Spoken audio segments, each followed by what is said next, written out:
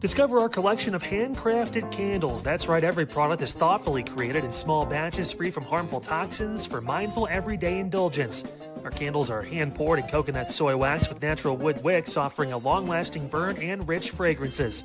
Create a cozy, safe ambiance for your home with candles from Alley Rose Fragrances. First-time customers use the promo code InsideEdge20 to receive 20% off your order. AlleyRoseFragrances.com, proud sponsor of the Inside Edge Podcast Network.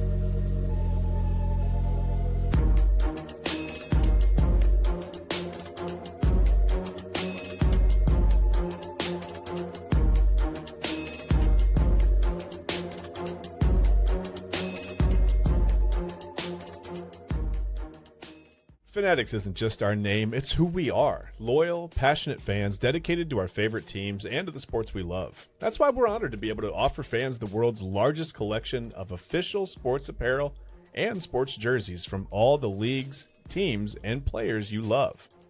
We feature a wide selection of gear from every league, including NFL, MLB, NBA, NHL, and NCAA merchandise, which allows us to serve fans of football, baseball, hockey, basketball, lacrosse, soccer, golf, and everything else that gets your heart pumping. Go to Fanatics.com by using the QR code on your screen right now to celebrate your teams.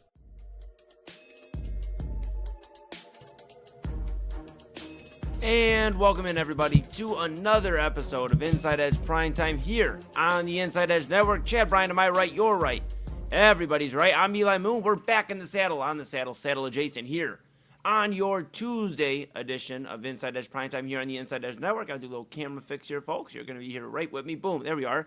All right, we're rocking and rolling. Appreciate you being here with us on this Tuesday. Got a lot to get into. A very, very busy 3-hour three shows, one stream. I feel like double A, you've now passed that on to me, buddy. But 3 shows, 3 hours, one stream. Don't have to go anywhere. You're locked in. Stay locked in here with us. We got, of course, Inside Edge Primetime. Chad and I for the next hour. Then at the top of the hour, the Daily Spiral with Autumn Chisholm, that is. And I'll be with her again tonight. We'll tell some more dating story. Oh my goodness, I'm getting a lot of trauma right now. But we're gonna talk about those, and we're gonna talk about Love Island and some other things as well. And then, of course, Midnight Run with Anthony Alfred at midnight. Guest host Kyle Cornell, who filled in yesterday. If you missed out, go check it out tonight. Kyle will keep you entertained. We're holding down the fort. Double A taking care of some things. He will be back with us next week. So with that being said, if it's your first time, hello. If you've been with us before, welcome back. Make sure you like, subscribe, follow at Inside Edge Net on all the socials, YouTube, X, Facebook, Instagram, TikTok, Twitch, all of that great stuff. Make sure you smash the notification bell so you know when we're going live. And, of course, you can stay locked in with all of our daily and weekly programming. Make sure you check out the website, InsideEdgeNetwork.com. Go read about your favorite personality, Chad Bryan, and then everybody else who does a great job weekly and daily across the Inside Edge Network.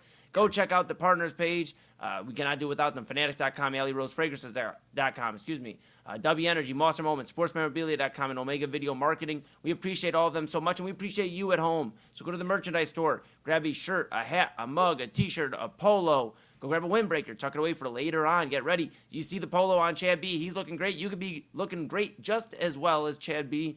If you go grab something from the merchandise store. Rep Cleveland's digital leader, your source for sports, entertainment, mental health conversations, news, and everything in between. And guess what, guys? We're on Roku as well. Go download the Inside Edge Network app on Roku. Go check that out and take us wherever you'd like to go. All right, Chad B. I think I've done enough talking. It's time to hear how you are doing on this Tuesday evening. Good. Oh, sorry. I should say more than that. No, I'm good, man. Chances are, listen, you pick up a polo, you're gonna look way better than I do in it. But it's whatever. No, I'm good. It was weird when you said Tuesday. It's another one of those weeks, I guess. I didn't feel like I was like it's Thursday, it's Wednesday, whatever. I got ahead of myself again, but yeah, it's Tuesday. So yeah, we still have 4 more of these shows to do. I'm pretty excited about that. I'm doing pretty good, man. It's not 150,000 degrees outside, so that's good. I'm trying to mow my grass tomorrow. How are you doing, man? I'm feeling good, man. I appreciate you asking. I did mow a little bit of the grass today. I got one more tree lawn to do. We've talked about our grass here, in the different. I mean, you got more than me, definitely, just because you're out in the country a little bit more than I am. But I have a weird dynamic where we have the four. So we have like the front. I'm pointing like people can see, but we have the front. Then you have like this other area of the side, but it's really about as long as but it's basically as long as the front, to be honest with you. And then and it splits because then you have the walkway, the stairs, so it's kind of a pain in the ass. And then you have the the little side area, and then you got the real side area, and then 2 tree lawns. So I got pretty much everything done but 1 tree lawn. I made kind of a rookie move and went out there around 4:00, Chad, right when the sun's like at the peak. So I heard some Phil Collins in my head. I was like hearing some Lion King, and I was just trying to get it done. We have 1 tree lawn to go. I'm gonna go out there before it gets hot tomorrow and knock that out, man. But yeah, doing good otherwise. We had some good dinner. Got to watch a little World Cup. Messi hung on. I don't know if you caught that earlier, but Messi and Argentina won 3-2 over Egypt. Egypt had them beat the whole game, Chad. And the VAR system, the VAR system, it is really being a pain in the behind for a lot of teams. It took away an Egypt goal. They had got stopped on the other end of the pitch, and then they called it after by looking at it and took away a goal that really would have made the whole dynamic of the game differently. That was around like the 57th minute mark. So interesting there. I believe Colombia did fall as well to Switzerland. So you got your final 8. I think Kyle will get into that a little bit later. What we want to get into right now, Chad B, as much as we love the World Cup, we'll have our guy Ben Bales to give us his expert analysis. We want to talk about some Cleveland Cavaliers. And I want to talk to you about a signing that shook this morning. We've been waiting possibly for this signing in Cleveland. It's somebody that could really maybe make an impact next year for this team. Could be one of the key pieces to a championship. Maybe not the key piece. I give it away. But a key piece. It is Donovan Mitchell. He is agreeing upon a 4-year, $273 million maximum contract extension that includes a player option for the 2030-31 season and a full trade kicker that is per Shams Charania of ESPN. And, of course, that was told through CAA's co-head of basketball, Austin Brown. That told Shams, and Shams told us. And that's how we got the resource, the news, all of that. We heard it here this morning. Donovan Mitchell going to be with Cleveland for the foreseeable future. He is obviously going to be 30 not too long from now. So now he's going to be spending the mid-30s, it looks like, with the Cavaliers. What does this mean for the Cavaliers in terms of the Donovan Mitchell era? And do they know something that we don't know? Chad Bryant, what do you make of this signing for Spida? Well, they probably know a lot that we don't know. I guess it depends on the topic, but I'm going to keep it with and by the way, that's low to mid 30s. We're going to keep it weather friendly for our good friend Matt Wentz. We always want to keep it weather friendly. So, he'll spend his low to mid 30s, avoiding a freeze warning, I guess. I don't know. It could be one of those things. I doubt it's a sign and trade situation. Not, 4 years, $273 million is a lot of capital to commit to a player like Mitchell, guys, whatever, 6'2", whatever, 6'1", 6'2".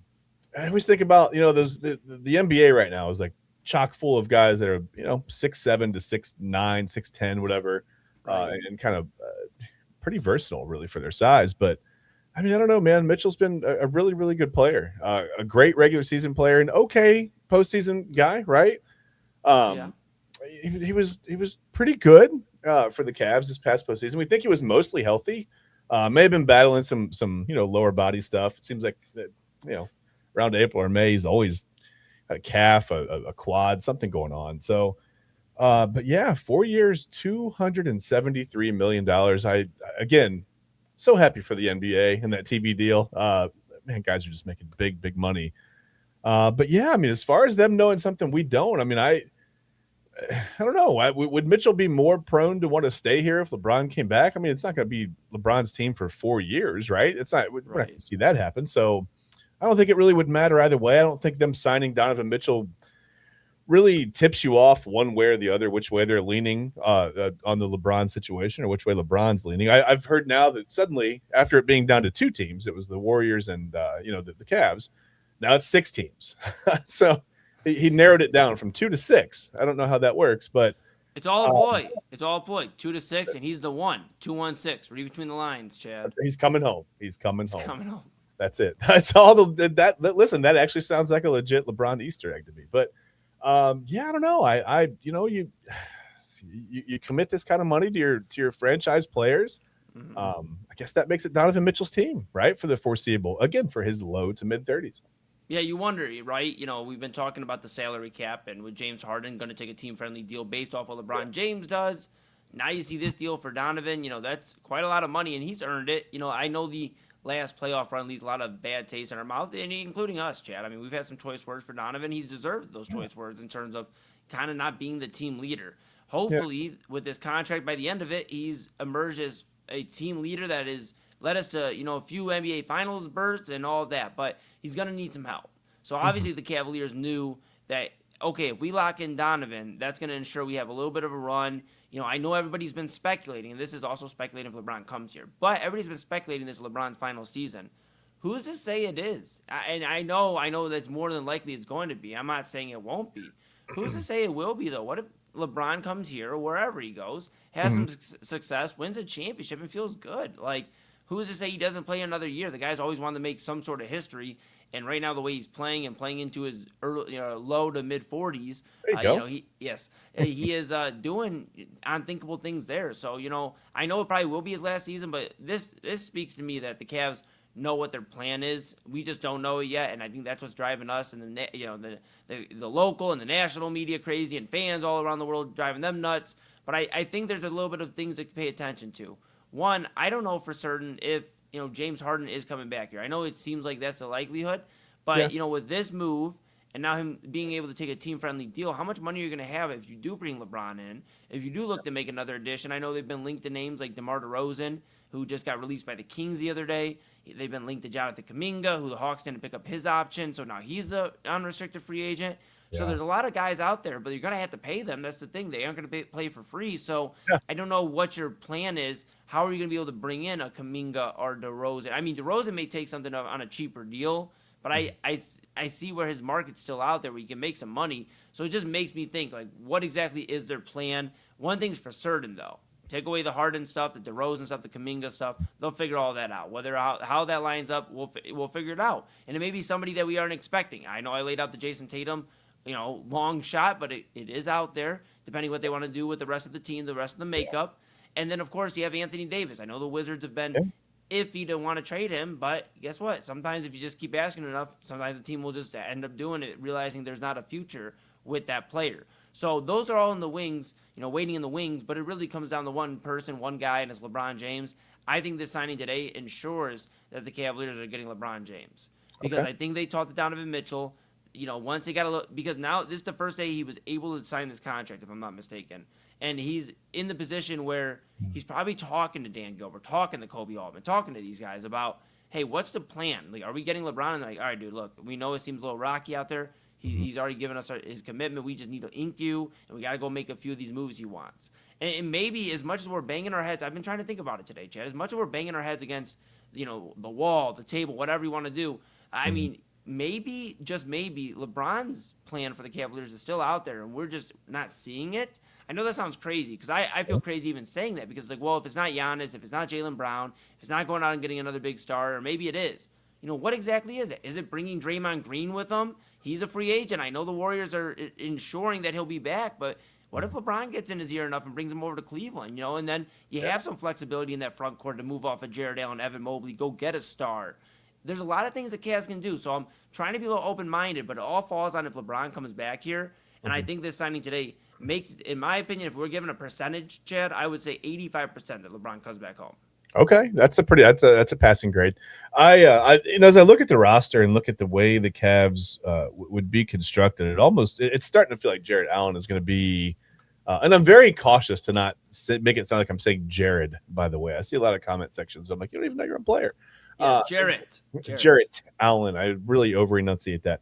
Call him JA from now on. But yeah, I feel like he's looking more and more like he's going to be kind of the odd man out, right? Just for the way that the Cavs are going to run their offense, for spacing purposes, just for a lot of things. It just kind of feels like Allen's on the way out. If LeBron comes back, the Lakers are pretty high on Kuminga. They're supposedly, going after Jonathan Kuminga. They'll probably sign him. I don't know. I mean, I don't know about DeMar DeRozan. I don't know where he's going to go. I don't know where. Again, the NBA is sometimes it's like a mystery to me. It's like, whatever. Open the treasure chest and just see what players in there. I have no idea. It doesn't always make sense, right? Yeah. With baseball, you can forecast a lot of trades. You can forecast free agent signings. And part of that is because there's only really, 7 teams in 5 cities that really have the money to do it. But it seems like, with the mid-level free agents, where they're going to go, right? There's a clear hole in a roster. There's a clear hole on whatever team and whatever dugout, whatever. And it makes sense for so-and-so to go wherever. And the NBA, it doesn't always work like that. It's like, it's a little tricky. Yeah, it's like these guys are playing 2K. It's like, I've always wanted to play in Philly. Whatever. I'll see how I look in the 76ers uniform for like 3 weeks, and then I'll demand a trade. It's fine. Well, you know what? I'll tell you this. There's another report coming out. We got to go to break here in just a few minutes, but I'll tell you this. There's another report coming out. Kyrie Irving. There's an opportunity, whether they dangle out James Harden. I don't know why Dallas would necessarily be interested in that. Alongside Cooper Flagg and, that roster they're constructing there. I don't know why they would want James Harden. Maybe they'd want Jared Allen to, shore up the front court. I believe they still have Daniel Gafford there. So they have guys there that are strong. But, maybe the Cavs do look into that Kyrie route. Maybe, again, like these are – Could they do this? Could they do that? Could they really make that work? I think they could, man. I truly think it's more overblown out of proportion because, we love a good story, and sometimes those stories are true. But I don't think they're as mad at each other as everybody wants to make it out to be. I just think – it hasn't lined up for them to get back on the same team. Whether it's an asset here or the team's in contention, and why would Dallas move off of Kyrie when they're making their own finals push the 1 year with Luka and Kyrie? There's a lot of things to look into, Chad, but I can't say no to anything at this point in terms of like what the Cavaliers can or can't do or won't, will or won't do. Tonight, I'll be honest, maybe I'll have some more answers tomorrow, and usually I'm pretty sure. Tonight, I don't have too many answers. It really could be a matter of whether they go out and get Kyrie and James Harden's a chip or somebody else, and, along with Strus, give them some shooting in Dallas. You look at Jared Allen, you move off of him. You get Anthony Davis in here. I don't know. I don't know. But one thing's for certain, the Cavaliers, to us, it appears they don't have a ton of options left by way of free agency, by way of they've already committed to most of these pieces. So who are they going to really move off of? There's a lot of things to be, in terms of up in the air, we're not sure about, but and maybe they have more options than we're thinking is all I'm saying. Maybe they know something we don't know. And again, they do know something we don't know, but maybe they truly know something that can benefit this team that's going to happen sooner than we think. We talked about it. The latest LeBron James, just for those keeping track at home, the latest LeBron James has signed out of any of his decisions is July 11th, Chad. Today we're sitting at July 7th. So we're ranging around that time where he's made a decision around, I think, on this date once before. So we're almost at that time, pal. We'll see here soon. And I think there'll be a move either right after or right before. Well, the funny thing about sports is whatever happens, however it shakes out, we know that we'll never really know because the Cavs will say this was our plan all along. And we'll never have any idea about the behind-the-scenes stuff. So we'll never know. And our plan all along was to do Inside Edge Primetime when we did Thursday topics in January. And now look at us. Here we are. All right, folks. We are rocking and rolling. Inside Edge. We might sign Jonathan Kuminga. Who knows? Yes. You know what? He'd be a great addition. I heard he can run some producing gigs. We'd love that. We'd love that here. Yeah. With that being said, make sure you get some drinks, some caffeine, get your dinner, get ready to rock. We are rocking with you for the next hour or so to about the top of the hour at 11 o'clock. Of course, Daily Spiral with Autumn Chisholm and I will be at 11. And then Midnight Run with Anthony Alford, guest host Kyle Cornell at midnight. 1 stream, 3 hours, 3 shows. It's a phenomenon, folks. Make sure you stay locked in here with us. But we're going to take a quick pause. When Chad B and I come back, we're going to talk about a pitcher that could be on the move in the next year or two. But right now may not be doing a good job in terms of showing his value to other teams. We'll talk about that, the sticky world of MLB aces, and where a few could be on the move this upcoming season, whether it's this year. The trade deadline is coming up very, very quickly, August 3rd, or next season, off season, whatever have you. But we'll take a quick pause. Chad, me, and I are coming back talking some baseball, and then later on, Tuesday Top 5.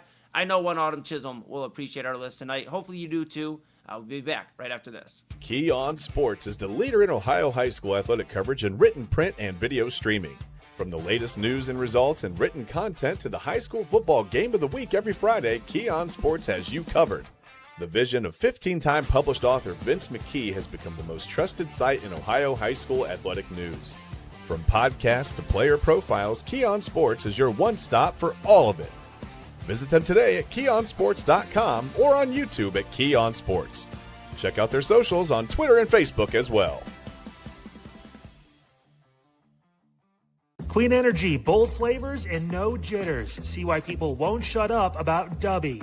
Clean energy, no jitters or crash. Whether you're starting your workday or getting ready to exercise, Dubby Energy helps you lock in and focus. With over 15 flavors to choose from, you can't miss. Order Dubby Energy right now by using the QR code on your screen and use the promo code InsideEdge10 to receive 10% off your order. Dubby Energy, your energy-focused sponsor of the Inside Edge Network, Cleveland's digital leader. Discover our collection of body mists made with clean, minimal ingredients. Handcrafted with natural essential oils and clean ingredients, they offer a natural alternative to synthetic fragrances. Perfect for sensitive skin and those seeking clean, mindful self-care, and the perfect gift for you or your special someone. Courtesy of Alley Rose Fragrances. First-time customers, use that promo code InsideEdge20 to receive 20% off your order. AlleyRoseFragrances.com, a proud sponsor of the Inside Edge Network, Cleveland's digital leader. Whether searching for a baseball autographed by your favorite World Series slugger, a signed football by an iconic Hall of Famer, or the jersey of a world-famous soccer star, you've come to the right place.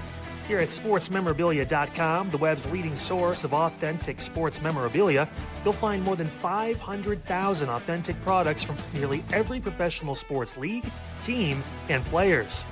Not only will you find your next prized sports possession with ease thanks to superb customer service and tremendous site experience, you'll have the satisfaction and peace of mind that every product listed comes complete with a certificate of authenticity and is fully backed by the sportsmemorabilia.com lifetime authenticity guarantee. Go to sportsmemorabilia.com by using the QR code on your screen right now. Sportsmemorabilia.com, a proud sponsor of the Inside Edge Podcast Network, Cleveland's digital leader. Find us on InsideEdgeNetwork.com for the latest information on your favorite shows, personalities, and network partners. Plus, guess what? We have a merch shop. That's right, we have network polos, t-shirts, champion jackets, hats, and bottles. Rep the network. Every purchase supports independent sports and entertainment media. Use the QR code on your screen right now to check out InsideEdgeNetwork.com. That's InsideEdgeNetwork.com.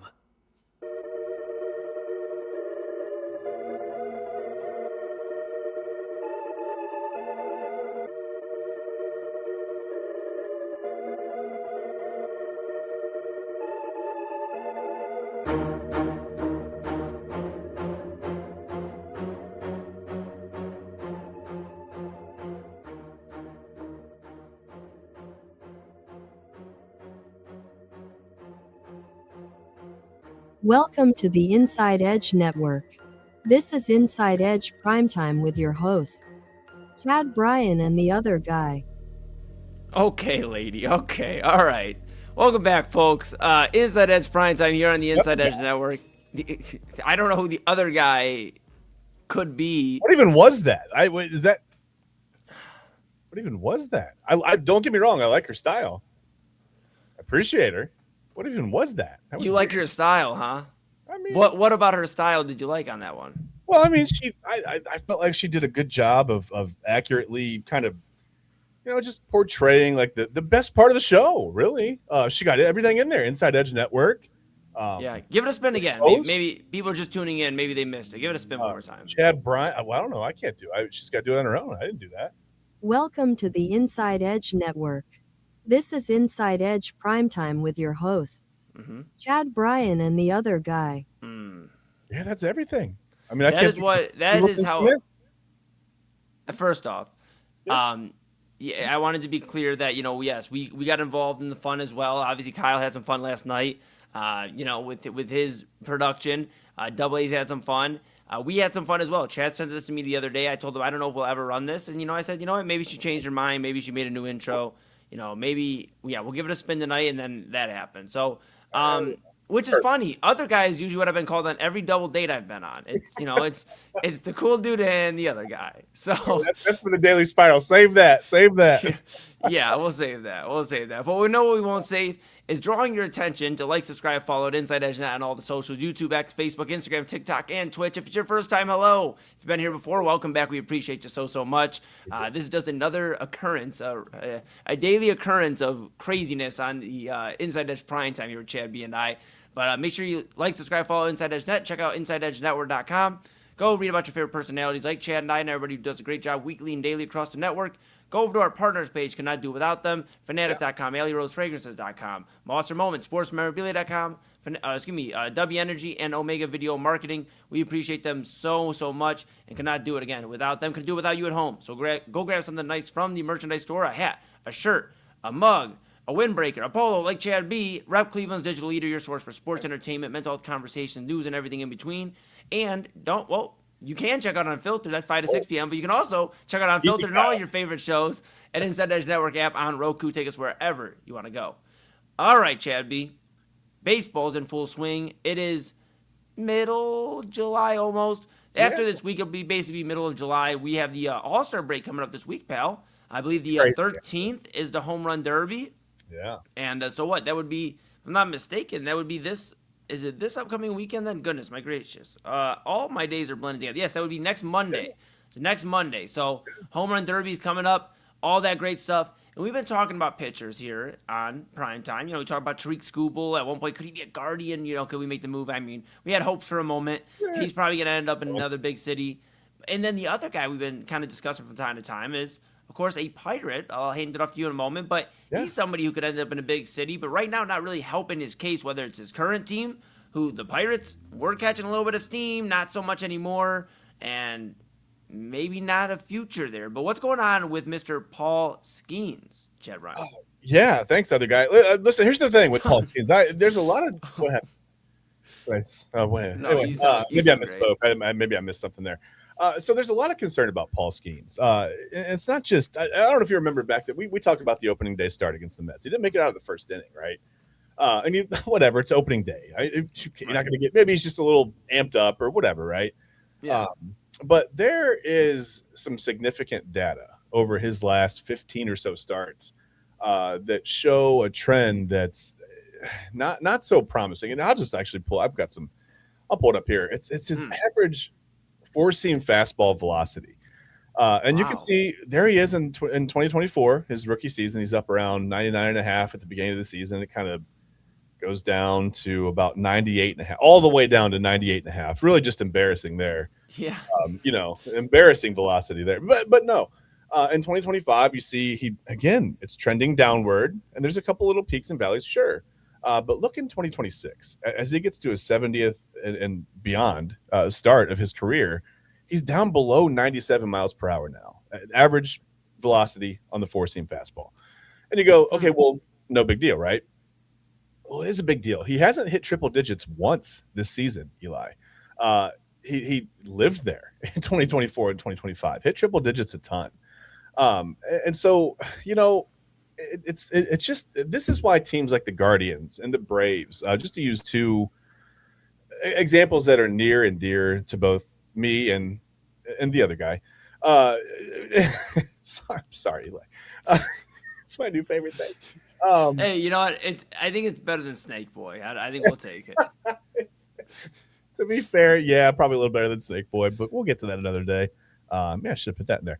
But yeah, this is why teams like the Braves and the Guardians don't go out and overspend on pitching, right? You're not going to see a team like the Guardians go sign a guy like this, an 8-year, $340 million contract for a guy, because look how quickly, and this is just average fastball velocity. And you go, well, okay, that's not a big deal because he's still getting people out, right? Well, let's look at the numbers. I mean, here are his numbers in 2024. And this is a little hard to see. You got the QR code up there. Trust me, his ERA is 1.96 for the 2024 season. You see 2025, there he is, 1.97 ERA, a bunch of strikeouts. This year, he's 6-8, which isn't a huge surprise. I get it. He pitches in Pittsburgh. The Pirates are awful defensively. Some of these numbers could be due to just, some pretty shoddy defense behind him. Let's be honest. But the 3.62 ERA, that's him, right? He's owning base 32nd in the league right now. He's just 9th in the league in strikeouts, 119, which, I mean, still pretty good numbers, but not Paul Skeens like. So the question is, right now, is Paul Skeens pitching through some kind of physical ailment? Does he have, arm fatigue or whatever? Some guys call it dead arm, Now we know that's typically more of a symptom of a torn labrum. It's not, we used to call it dead arm. The arm went dead. It doesn't go dead for no reason. There's a reason it feels like that, right? Right.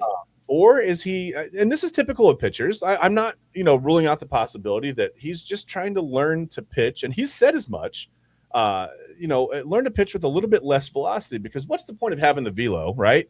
If it's not there when you need it. So you're throwing 101, 102, 103 miles an hour in the first 3 or 4 innings. And then when you got to reach back and you really need it in the 8th inning, you're down to 99. Again, still pretty quick, but it makes a big difference. 99 to 103 is a huge, huge difference, Eli.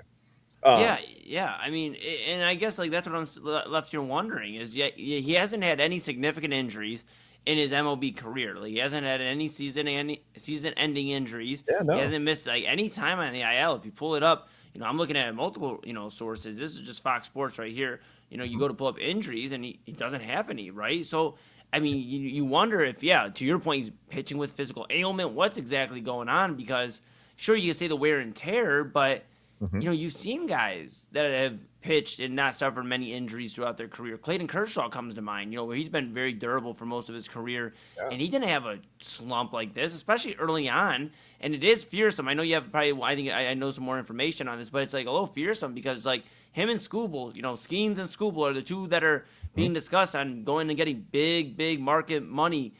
Whether it's the Yankees or the Dodgers or whoever it is, the Mets, and, somebody gets tricked into signing with the Mets again.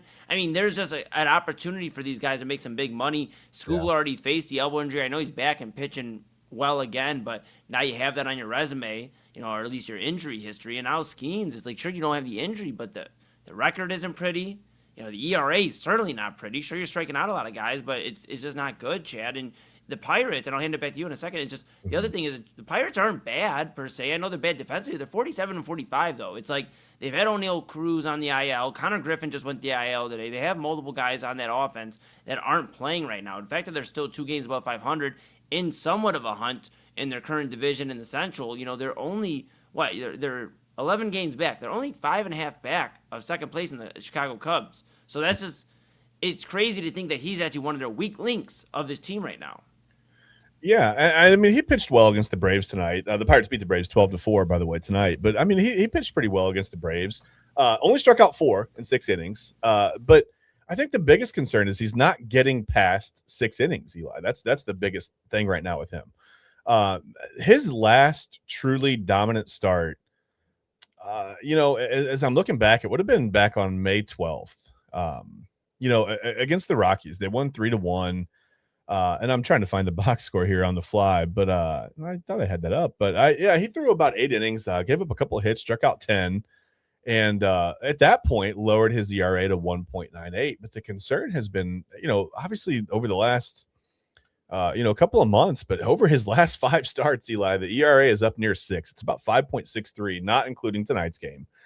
And here I think is the biggest thing. Like I said, he's mentioned, trying to pitch with a little less reliance on that velocity, so he can, dig back in those moments when he really needs it. And this is another chart that comes from Fangraphs. That first chart came from Fangraphs as well, by the way. This comes from Fangraphs. This is with runners in scoring position, and they further quantified this to say that in a 3-run game or less, so a close game, runners in scoring position. You see in 2024, the velocity without runners in scoring position was 98.8. He was able to reach back to get 99.1. Not a huge difference, but when you're up around 100, you don't need a big difference, right? 2025, same thing. Not a big difference, but he's up in the 98, 98.5 region, whatever. Now 2026, it's all the way down to 97 without runners in scoring position. He's reaching back, and he's only getting up to 97.1. So, listen, this could be Paul Skeens just trying to figure out, hey, look, I can't sustain throwing 102, 103 miles per hour. It's not good for the long-term career, right, of a human being to throw that hard. It's an unnatural motion to throw a ball overhand anyway. So let me try to learn to pitch with a little less velocity. It could be that. It could be very, very innocent, but to me, Eli, the numbers, they scream another story. Like he's not effective. And I know he's talented enough to figure it out. But to me, I mean, if you're struggling this badly, wouldn't you just lean on what got you there? Like, you know what? Okay. That's what I'm saying. Like, yeah, he's I'm going known hard. as he's a speedster. Like, that's what he's known as. He's known as blowing it past you, having a fastball that is off the charts. And sure, it's not Jacob Misiorowski from the Brewers right now, but it's somebody that can definitely fan, a bunch of guys with a heater. And it's just we're not seeing that. Like, if this was a different pitcher, like, and I know Greg Maddux at the time could throw, but his game was like always being calculated with where the pitch placement was and using his off-speed pitch. And, there have been guys that have succeeded like that, but Paul Skeens, his claim to fame thus far is being a speedster, a guy who can throw in a mean fastball, can mix it up from time to time, but is going to blow past you. And I don't know, it's pretty dangerous, and I know Misiorowski's a little behind him in terms of, tenure in MLB, but he'll be a guy, I know he's in Milwaukee right now. He's a guy that'll be discussed by the big markets here soon because of how fast he can throw. Up to almost 105, 106 miles per hour. I don't know, Chad. This isn't good. This is not good for him. I know Skubal's rebounded, but this is for a year where these guys were expecting to make some big money the next offseason. Not great. Not great. Yeah, and Skeen's had a couple of years left on that contract. I mean, he's got a little bit of time, but just the mere suspicion, right, of arm trouble. That's probably 50 to 60, maybe 70 million off of that contract, even though it's 2 or 3 years from now, unless he can rebound. Listen, if he comes back and he's getting people out at the clip that he was in 2024 and 2025, and he's the average velocity is back up to 98 and a half. He's in that range, and he's got the ERA back down around 2. He doesn't have to have a sub 2 ERA for his whole career. That was a ridiculous first 2 years. And there's also something to be said for, the league just kind of having some film on the guy, right? You see his tendencies. And I'm not going to get into all this on this episode. We could break it down further on another episode if you really want to, but he's not really locating his pitches as well either. His sinker, right. He throws that sinking fastball off of the 4-seam fastball, right? It's tunneled very well. It looks the same coming out. And then it just it falls off the table a little bit on you, right? Kind of, yes. If you're a left-handed hitter, it's going to break down and away from you. Very, very hard to hit. But he's thrown that pitch, just really predominantly over the middle of the plate, in the middle of the zone. He had his first 2 seasons in the big leagues. He'd located it very, very well at the bottom, right-hand corner of the strike zone. He was down there pretty consistently, but now, like I said, he's up, above the knees and kind of the mid quad range, middle of the zone. That's not going to get it done in the major leagues. You can throw 120 miles an hour. That's not going to get it done in the major leagues. No, it isn't. So it's everything. It's a little bit of everything. It's the lack of velocity. It's the drop in command. It's the meteoric rise in ERA. Like I said, over his last 5 or 6 starts or so, he's up around a 6 ERA, which is, that's the first time he's looked human since he's been in the major leagues, and that's okay. All pitchers are going to go through stretches where they're not throwing well, but it's just all the data together. When you put it all there and lay it out and look at everything together, it's a little concerning for Skeens, Yeah. And my final point on this, Chad, is basically right now with Skeens, I know Steven Strasburg got a World Series. He had the rebound and everything like that. He was able to bounce back, and he'll be discussed in terms of Hall of Fame. I don't think he gets there just because of the injuries and the spottiness at times. But that's where my mind goes to. Somebody that came into the league blowing the brakes off of batters, just completely throwing it past them and then slowing down pretty quickly, and then injuries came into play. You don't want to see that for Skeens, but that's kind of where my mind goes. And it brings, and then this is my final point, because I know we got to go break here in a moment. My final point is, you bring it to baseball where there's so many heaters in terms of pitchers, throwing a fastball right by you. Where is the fun in finding the Greg Maddux of the world? You don't see many guys that just specialize in pitch placement anymore, and throwing the off speed and living on the off speed ball and living off those types of pitching prowess. You don't see that very often. I know the game's different. I know guys can mash the ball 446 feet, even if you're Gabriel Arias the other day. I understand you can do that, but there's still something to be said about that. So kind of keep an eye on all that, Chad B. I know we could talk baseball all night, and we'll have to revisit some guys in terms of this season. I'd like to take a look at, on the batting side, Alvarez.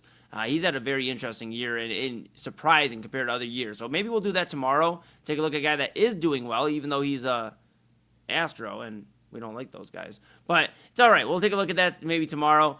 Chad B and I, we got to get the break here.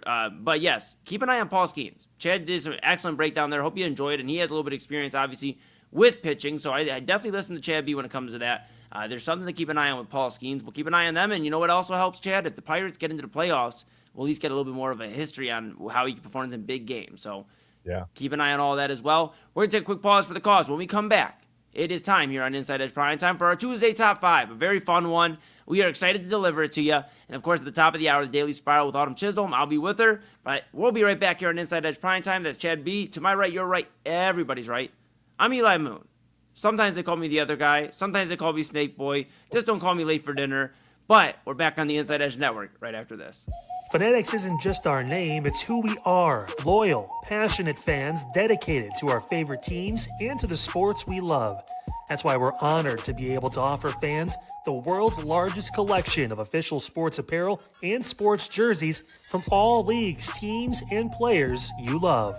We feature a wide selection of gear from every league, including the NFL, MLB, NBA, NHL, and NCAA merchandise, which allows us to serve fans of football, baseball, hockey, basketball, lacrosse, soccer, golf, and, well, everything else that gets your heart pumping. Go to fanatics.com by using the QR code on your screen right now to celebrate your teams. That's fanatics.com, a proud sponsor of the Inside Edge Network, Cleveland's digital leader.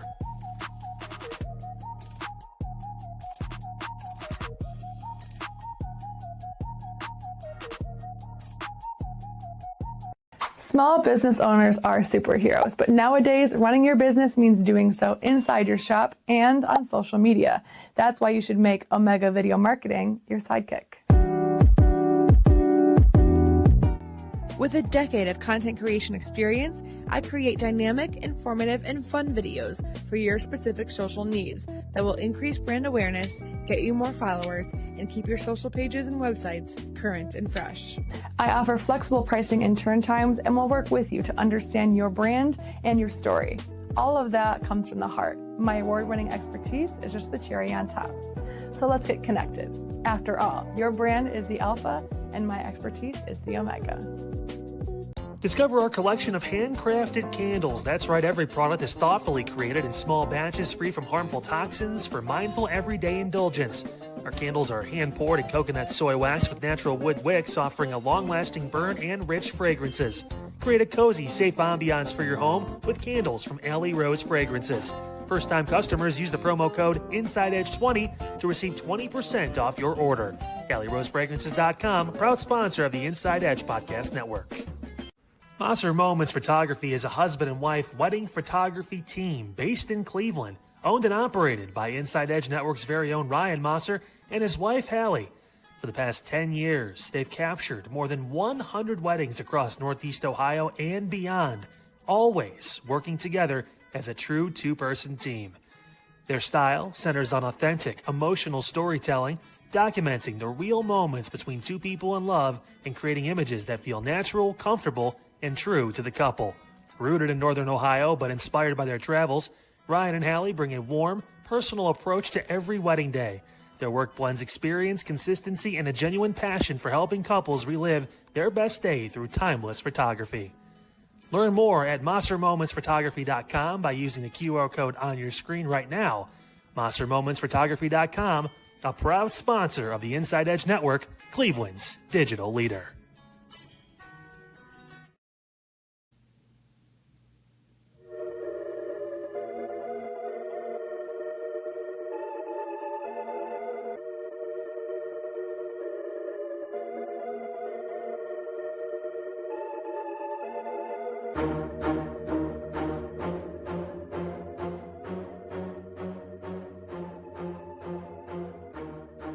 I don't know about you guys, but sometimes I get Journey stuck in my head. And I just start thinking of Journey. And you know what? That gets me through the evening.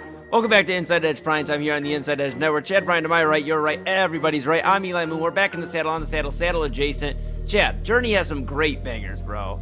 Some bangers. Like, Can we start singing any of them or no? I thought about it, but I was like, yeah, based off the week we're having with copyright, I'm cool. I'm cool. The man's trying to kick us down, man, but we won't let him. But no, when the lights go down in the city, that was actually what was in my head when we were coming back from break. But the lights aren't going down anytime soon. We got 3 hours here with you. We're here till midnight. We're till the top of the hour. Inside Edge Primetime. Chad B to my right. You're right. Everybody's right. I'm Eli Moon. And then, of course, we have Autumn Chisholm at the top of the hour, the Daily Spiral, and Midnight Run with guest host Kyle Cornell, filling in for Double Anthony Alford, our program director and bro, who will be back next week. If you're here for the first time, make sure you like, subscribe, follow Inside Edge Net on all the socials, YouTube, X, Facebook, Instagram, TikTok, Twitch. Make sure you're locked in with us. Hit that notification bell so you know when we're going live. A lot of great daily and weekly programming here for you. Going to be a little bit of a weird 2 weeks, folks. As you've noticed, no Unfiltered this week. Kyle is on vacation, though he is being so generous and filling in yesterday and today for Midnight Run. And then he'll be off, obviously, this week for Unfiltered. So you'll see replays of Unfiltered this week. And then Double A Anthony Alford taking care of some things where you are sending him our well wishes as he's taking care of some whatever, he's got to take care of right now. And he'll be back next week with you. I'll be on vacation next week. I know everybody was talking about how I'll be on vacation this week. Surprise! I'm here. I'll be on vacation next week, so it'll look a little different the next few weeks, but still the same Inside Edge Network you know and love. We're going to keep going through the summer, and we appreciate you for rocking with us. Make sure you check out InsideEdgeNetwork.com, read about your favorite personality, check out our partners page, go to the merchandise store, get some of the nice Rep Cleveland's Digital Leader, your source for sports, entertainment, mental health conversations, news, and everything in between. And take us with you on Roku. Somebody with somebody else. Doesn't matter who. Inside Edge Network app. Make sure you download it. Check it out on Roku. Take us wherever you want to go. There on Roku. Yeah. All right, Chad B. You know what time it is. It's one of our favorite times of Tuesday. Yes. You know what it is? Yes, it is Tuesday. That means it's almost the end of the show. And that means it's time for the Tuesday top 5. This is a fun one, right? We're going to bring up there it is. I was trying to think. I'm like, what's relevant right now? What could I top 5 places LeBron has signed in free agent? No, he hasn't done that 5 times yet. Couldn't do that. Okay. Top 5 LeBron specials to announce his. No, that didn't work either, right? Top 5 years on Donovan Mitchell's extent. No, that was only 4 years. That didn't make sense. Okay. So I thought, we like to talk about a certain thing on this 3-hour. What do we call it? Megatron? No, phenomenon, not from Megatron. Yeah, phenomenon. The phenomenon. Megatron. That sounds like the Lions fans that wanted Megatron to get out of retirement. Right. So we like to talk about Love Island. It always ends up coming up in at least one of the shows, if not sometimes all 3 a little bit. Well, tonight it's going to make an appearance at least in 2 of them. I know that for sure because we're going to talk about the top 5 worst Love Island contestants. Man, this was a this was a crowded room, Eli. And we had talked about it. You and I talked about it a little bit before. I'm going to be honest with you. I made a little bit of a change. I may surprise you. I don't know if I'm not ready. I've already had enough change last month. I don't know if I'm ready for more. Well, okay. Ready. Keep the change. Right. Here we go. I'm just going to I'm going to officially welcome you to our countdown of the top 5 worst Love Island USA season 8 contestants. These are some of the Islanders who proved that abs can be sculpted, but personalities can't. Whether they were starting drama for absolutely no reason, making decisions that had viewers maybe yelling at their TV. I don't know if you yelled at your TV or not. I didn't get that into it, or treating loyalty like it was an optional side quest. These 5 or so, maybe there's a tie. We don't know. We'll find out in a minute. These people kept America united, mostly in frustration. To be fair, they all found a way to leave a lasting impression so far. Unfortunately for them, it was the kind that comes with thousands of angry tweets, eye rolls, and someone shouting, "Send them home!" So let's just count down the top 5 or so contestants who somehow made this look, maybe just getting dumped, look like the best possible outcome. So I'll be honest with you. At number 5, Eli, we have a tie. Oh my God! Already controversy. Okay. There's a tie. These are 2 of the listen. It's Gall and Corbin for me. Okay. I think they should just have one name, Gal Corbin. Gal Corbin. I'm for that actually. That's they're the same, but just a little bit different. Corbin walked into the villa with the confidence of a guy who, I don't know, he thought he was about to change the way Love Island worked. Right. Instead, he's had the screen time of a background extra in his own story, a little robotic. Right. Every conversation started like it was about to be legendary, and somehow just kind of ended up with everyone forgetting he was even really there. He was actually so forgettable. I think if you asked the villa to play a game of Never Have I Ever Thought About Corbin, everyone would just stay seated. They wouldn't do anything. They didn't even know who he was. I think the biggest connection he made all season, maybe we'll find out, might be with the exit door. We'll see. And then Gall can turn a simple good morning into a 2-hour relationship summit. I feel like every conversation was like a hostage negotiation. It felt I was in physical pain. Like I just wanted it to end. Like a gallstone. Yeah, it was awful. It sounds like that. I should have wrote that. So many mixed signals. You think he was directing traffic at an airport? I don't know what he was doing. At some point, I'm sure the producers were probably just checking to see if there was like an eject button right on the seat. Like, just get him out of here, man. So Gall and Corbin are my number 5. They tied for my number 5 worst Love Island contestants, Eli. I mean, I'd like to see Corbin a little higher on this list. So I'm a little concerned how we're about to slander possibly one of my favorites. But, No. We're okay. We're looking all right so far. We're looking all right. You know, this is why AI calls you the other guy, Eli. That's why. Oh, you better chill. You better watch it, buddy. You better watch it. All right. Well, let's move on to number 4 before we get in a fight and have to end the show early. Yeah, they're going to kick us off, Love Island. They're gonna be like, Right. Yeah, something's going to happen here. Number 4, there's no real. It's Kenzie, man. Kenzie made so many questionable decisions, Eli. I think the Villa should have started requiring a helmet before every recoupling. She ignored every red flag, right? Then she'd defend the guy anyway. And then this is what she was absolutely stunned when the guy did the exact thing that everyone warned her about. She treats, kisses like handshakes.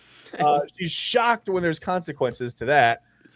And watching her trust her instincts, even though she gave out really good advice to a lot of the other girls, watching her trust her instincts was kind of like someone using someone use a magic 8-ball. Sorry, as a therapist a little bit. So it's Kenzie. Kenzie's my number 4.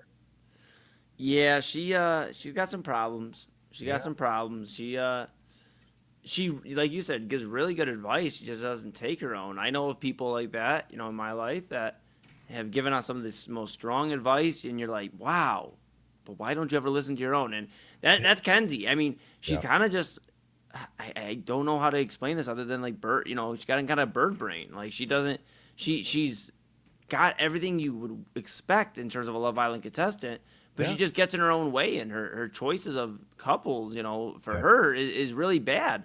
If they just put her as a producer of this show, she'd be doing amazing. But as a contestant, very bad. Very bad. Very bad. Not enough to land in the top 3, so we'll have to see what that's all about. But yeah, not great. Not great. I've been a little up and down with Kenzie. Like I said, she gave some amazing advice, and she kind of started to pull me back off the edge. I was like, maybe she. And then no. Then she said she was treating kisses like handshakes. And by the way, that sounds like a really bad T-shirt. It's treating kisses. It's also how you get mono. 1980. Yeah, that's a good way to get mono, by the way. Great way to get mono, actually. Maybe that's what she's shooting for. She wants to go home. Anyway, number 3, and he probably should even be higher, but I'll tell you why he's not. Number 3. Oh my God, bro! Are you? No way. Okay, all right, go ahead. He talks like every sentence is going to end up on a motivational poster. Like what?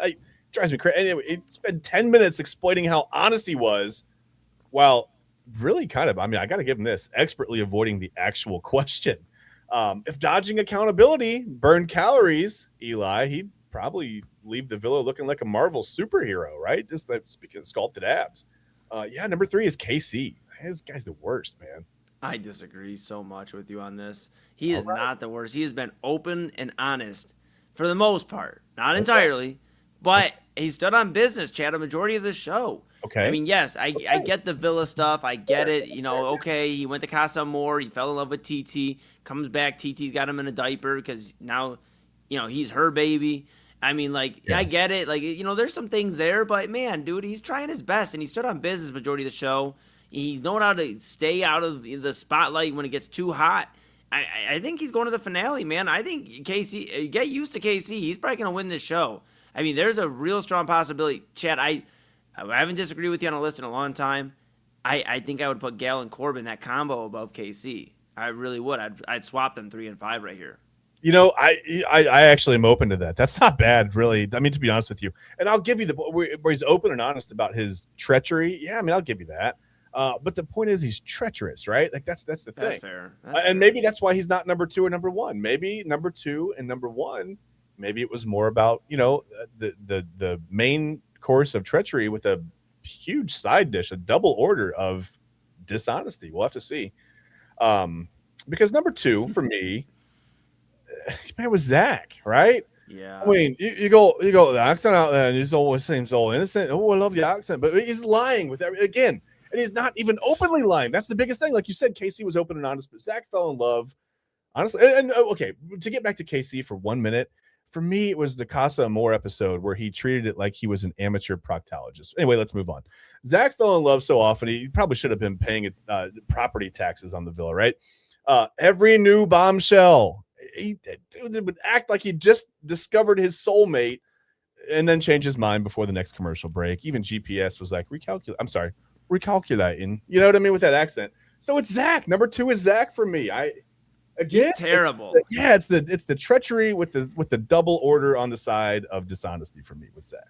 Yeah, you know what? And I just don't like his choice in women. Like, you know, I'm pretty sure it wasn't he with the racist. So, like, yeah, I'm not a fan. Not a fan of Zach. I don't know how he's got along this long in the show.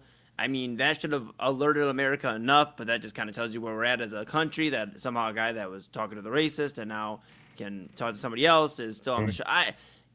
Chad, you're back on, bud. Like I said, the only switch I do so far is Galen Corbin and Casey. I think Casey gets so much hate on this show. I just think it's kind of there's undeserved. a reason. Okay. You know what? All right. You know what? Let's just get into it. Number one. We're not the worst. Like, we shouldn't be mad about this. They're the worst. They are the worst. I feel it. Yeah, they're the worst. Number 1 for me, I think it's pretty obvious where I'm headed with this. We talked about dishonesty. Listen. It's sincere. Sincere is proof that parents should not tempt fate with baby names, right? I mean, every time this guy promised he was keeping it 100, viewers immediately started checking to see where their wallets were. Like, I felt like I was getting pickpocketed. Yeah, where's my 100? Shit. I'm getting pickpocketed by this guy. He's through my TV screen. He's got my wallet. He spent the season making loyalty sound like it was a software update. Everyone kept hearing about it, but nobody ever actually got it. And if self-awareness were coupled up in the villa, it definitely wasn't with sincere, Eli. So he's number 1 on my worst Love Island contestants Tuesday top 5. He's sinister, man. He's such a punk. He's such a punk, man. You know what? He gives a bad rep to people that literally are just trying to, you know, and this show is not. Look, if you're looking for real love, this show is not where you should go. If you have trauma issues, this show is not chock full of dating advice. I can tell you that. Do not go here if you have trauma issues. I think that's the one thing holding me back from filling out the 85 questionnaire. Speaking of trauma issues, I'm going to bring myself back on the screen. Oh my God, trauma. No kidding. No kidding. But yeah, I mean, I don't know, man. There's some bad people on this show. Yeah. Casey's not the worst. Top 3 is kind of crazy. That's all. That's all. He's pretty bad. But listen, I mean, treating kisses like handshakes is pretty bad, but to me, I don't know. Again, I've learned a lot of lessons not what to do. Like, you know, if I go out on a date next, you know, I'm not going to treat a kiss like a handshake. Yeah, don't do that. Don't just kiss a random girl to see if there's a spark. Don't do that. I'm not going to say I forgot the question, you know, I don't want to drop the F-bomb. You know, I know the Brian household's listening, so I try to be courteous, you know, and yeah, that's it. Well, hopefully all the ones that can't hear those words are in bed now. I'll have to check on that. But. Yeah. they're actively watching the TV right now. That's why my uncle, he was watching his mouth. No, all right, that's going to do it, Chad. We got to pay rent. Yeah, we got to get it. Wow. Damn. Okay. Nice. I still smooth. Okay. All right. Yeah, I'm looking fresh, bro. I'm not gonna lie. All right, you're looking pretty good too.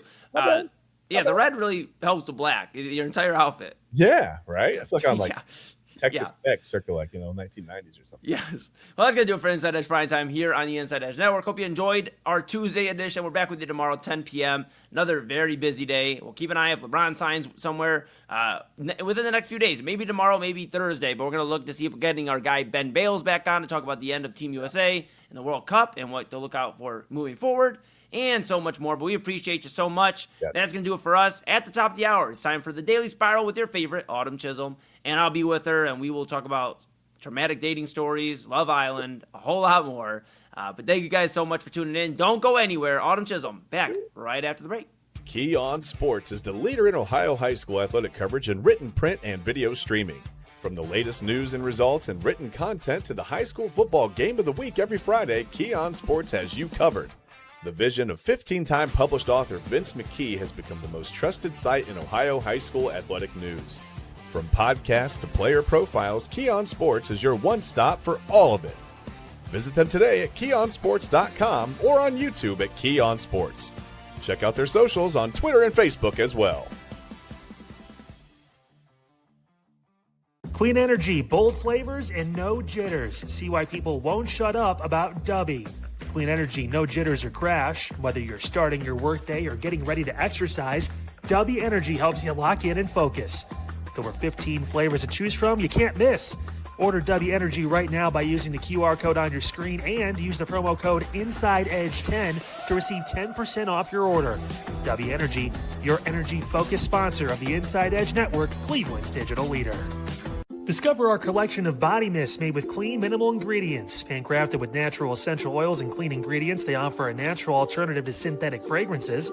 Perfect for sensitive skin and those seeking clean, mindful self-care, and the perfect gift for you or your special someone. Courtesy of Alley Rose Fragrances. First-time customers, use that promo code InsideEdge20 to receive 20% off your order. AlleyRoseFragrances.com, a proud sponsor of the Inside Edge Network, Cleveland's digital leader.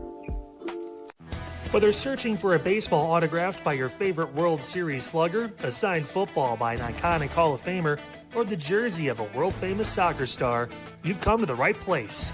Here at SportsMemorabilia.com, the web's leading source of authentic sports memorabilia, you'll find more than 500,000 authentic products from nearly every professional sports league, team, and players.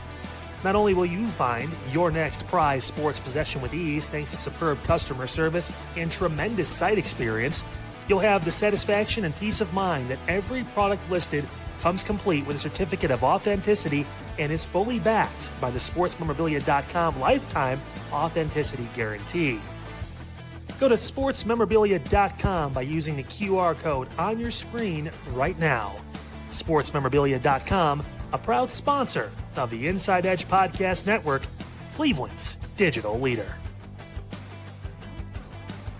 Find us on InsideEdgeNetwork.com for the latest information on your favorite shows, personalities, and network partners. Plus, guess what? We have a merch shop. That's right, we have network polos, t-shirts, champion jackets, hats, and bottles. Rep the network. Every purchase supports independent sports and entertainment media. Use the QR code on your screen right now to check out InsideEdgeNetwork.com. That's InsideEdgeNetwork.com.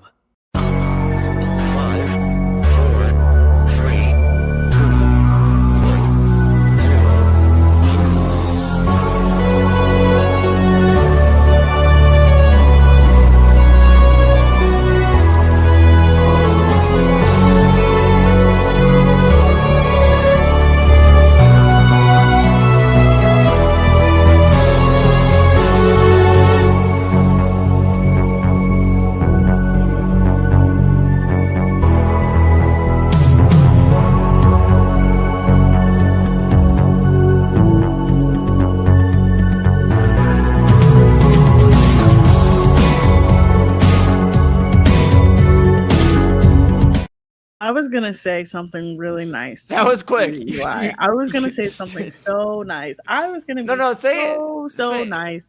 I was gonna be like, oh my God, I'm so proud of you guys because clearly your opinions are informed. Yes. You've been watching the show, and then you had to piss me off through text message. You really just had to do it, right?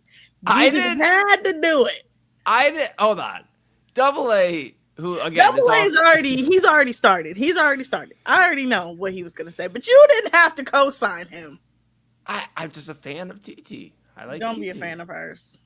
I like TT. I mean, I'm not moving for the criminal this record's not thing. the greatest, but like I mean, no. Autumn. What were we gonna say? Nice. What was the nice thing? The informed part, and then we were. Yes, I was gonna be really nice to you and Chad. I was gonna be like, oh my God, I'm not even gonna give Chad a quiz tomorrow. You ruined that. No. Don't let Chad be safe. That was on me. That's not. Chad's not endorsing that. Chad's not endorsing that. That's You sorry, say Chad. that. You say that.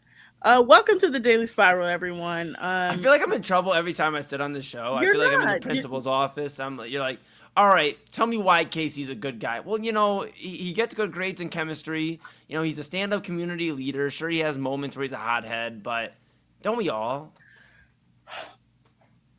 Look, I'm gonna just say this. We'll get to Love Island. We'll get to Love Island. We'll get to Love Island. Okay, we'll save Love Island for the end. Okay, because this is a big night tonight, you guys. It's a big night. We are voting to see who will be the final 4 couples. You didn't even vote, so you don't even have a say so. Well, I get more of a say so because I'm biased. I'm unbiased. I don't have a vote. If you're not voting on at least 3 different devices, you don't count. It don't count. Okay, I voted on 3 different devices tonight. All right, did you?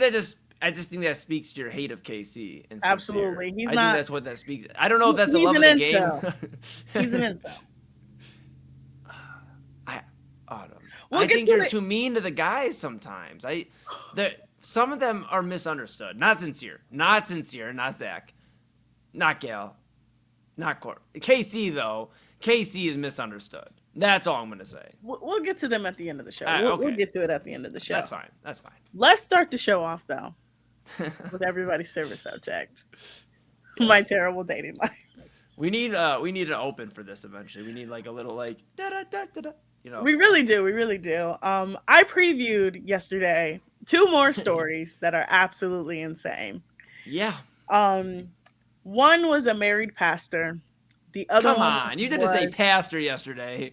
You left I thought I did. I thought I did. That part out. I thought I did. Married pastor that I didn't know was a married pastor.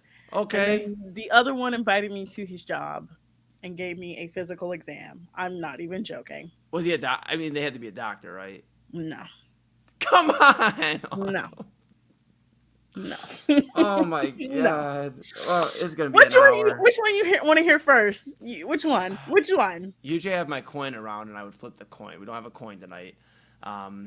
Goodness. We're probably gonna hear both of them. Since I know Double A and Chad are listening, Double A and Chad, tell us in our messages which one should I tell? Married pastor or guy who gave me physical exam? Yeah, and if they tie, because there's 2 of them, then I'll break the tie. That I'll be ready to break the tie. I'll tell while we're waiting on their text. So those guys could fall asleep at any point.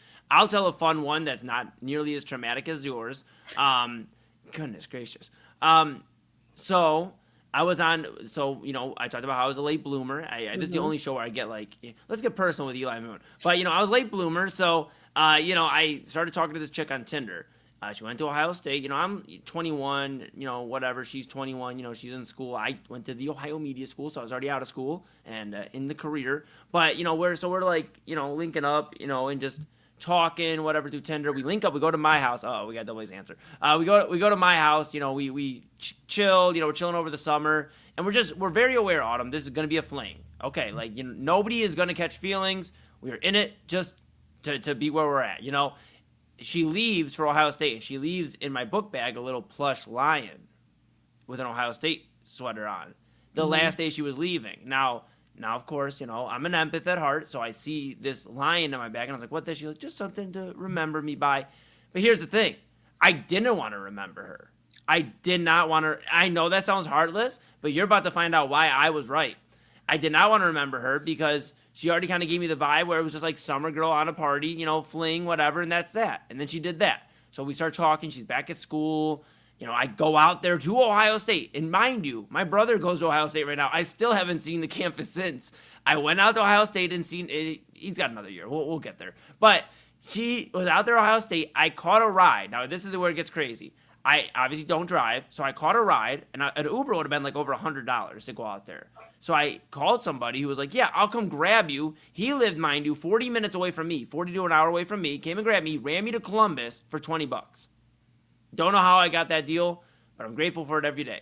So I got to Ohio State. I go kick it with her, whatever, you do what, men and women do, and we kicked it. I get back home the following week. It's getting a little weird. The texts are getting a little spacious. All this. And then all of a sudden, it's during the Guardians or the Indians at the time, one of their playoff runs. It's like, this is like, 2018 or something. Oh, and the one where they got swept. Yeah. I mean, it was a lot of sad ones. So I'm watching that, and I'm texting, back and forth, and all of a sudden I get a good night text. But it's not her. It's the dude she's been sleeping with for the last, 3-4 months since she's been in school. Again, it's not going to be the married pastor. It's not going to be the physical exam. That's not a doctor. But that is like, want to talk about trauma? That's like like he was texting me good night for her and random texts. Like her texts were like, it was weird. It was weird. Like he was like grabbing her phone and texting for her. And then I called her out on it. And she was like, yeah, I just figured, I'm in Columbus, so I needed somebody while I'm here, and then when I'm back home. You know what? So I'm known as woman in a male-dominated field.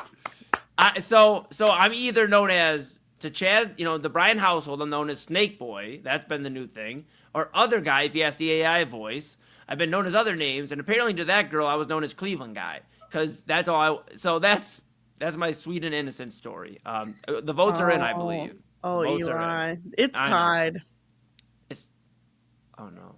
It is tied. So you got to choose. The Lord's been working in mysterious ways. You want to hear very fast? No. The Lord's been working in mysterious ways, so I think we're going to stay away from the past one for right now.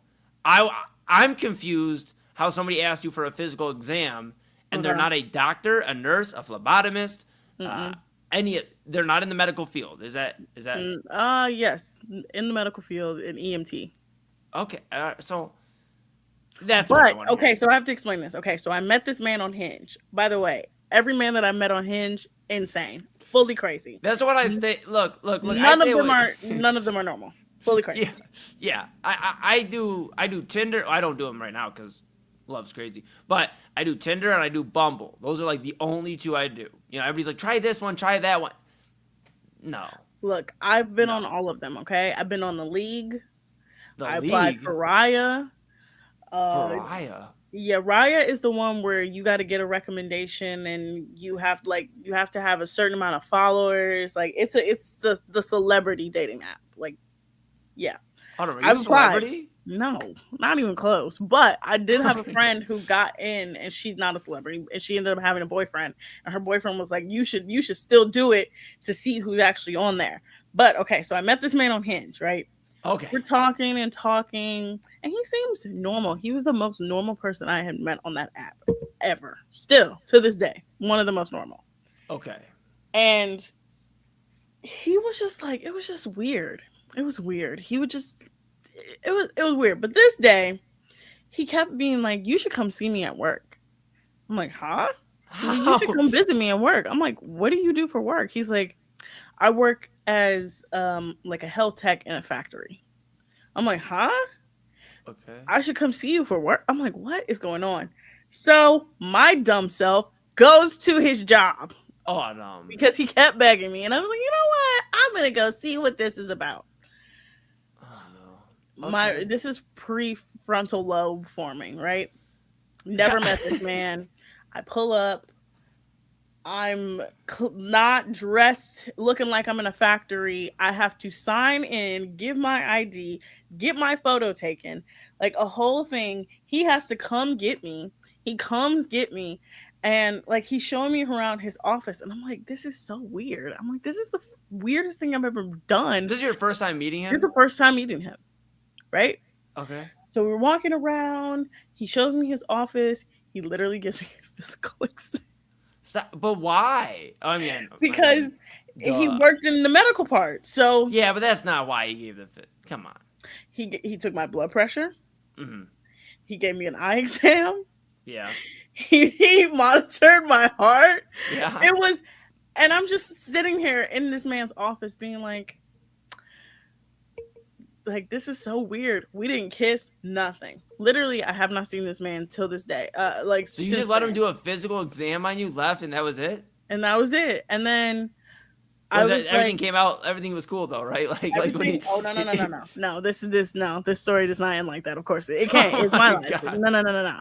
So he goes, yeah, let's hang out on Monday. Let's go work out because he was living in Ohio City. I was like, oh yeah, like we can go work out together. Okay. But I promise you, I had looked high and low on social media for this man. I'm like, he doesn't have social media. Like it was great. Okay. Beautiful.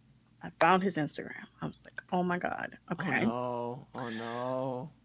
I go this is the thing. I told you I'm the FBI, right? All my friends, if you need to find something, I'm the girl you go to. Yeah. I'm looking through his posts. I'm like, oh, like he's cute. I see this girl. I'm like, she's like, oh, my man's so fine. I'm like, huh? I click on her page, I find her name, I put it in Facebook, find her Facebook, and it says in big bold letters, in a relationship with this man that I just went to his job with. I don't know if he found out that I knew he had a girlfriend, but he literally stopped talking to me that same weekend. That's Never crazy. hung out ever again. Do you think he wanted a throuple? No. I'm just saying. I mean, he was just a cheater. He was just a cheater. All right. And then, but like, I'm how does say, that? Autumn, I'm sorry to interrupt, but I before we move on any further, why isn't throupling cheating? Because the throuple, okay, so I don't even want to explain throupling, but throupling is like that all three people in the relationship are aware that they're in a relationship with each other. And that if they want to have relationships outside of this, they talk about it with each other. So as long as all parties know, it's not cheating. Mm-hmm. But the moment, yes, it's not cheating. Okay, so that's the big. Okay, I just. It's so crazy. But I'm telling you, we're gonna live in a world where people are literally gonna be married to 10 people at once. I'm telling you, in the next 5 years. That's polygamy. That's polygamy. But like, I feel like that's gonna be more of the way.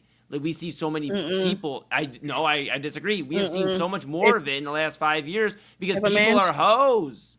If a man. No, he did not do a blood draw. He did not. That was the only thing I didn't get done. But everything else, literally, he literally did the eye exam and was like, "Girl, you can't see." I'm like, "I know." Like, you telling me I can't see? I know this. But no, like, I can't see. I can see past your bullshit. Yeah, I'm like, I haven't hung out with him, but he watches my TikToks. At one point, oh my God, this is the funniest. No, this was the funniest thing. This right here was the funniest thing. He was sending me TikToks and he was sending other girls TikToks, right?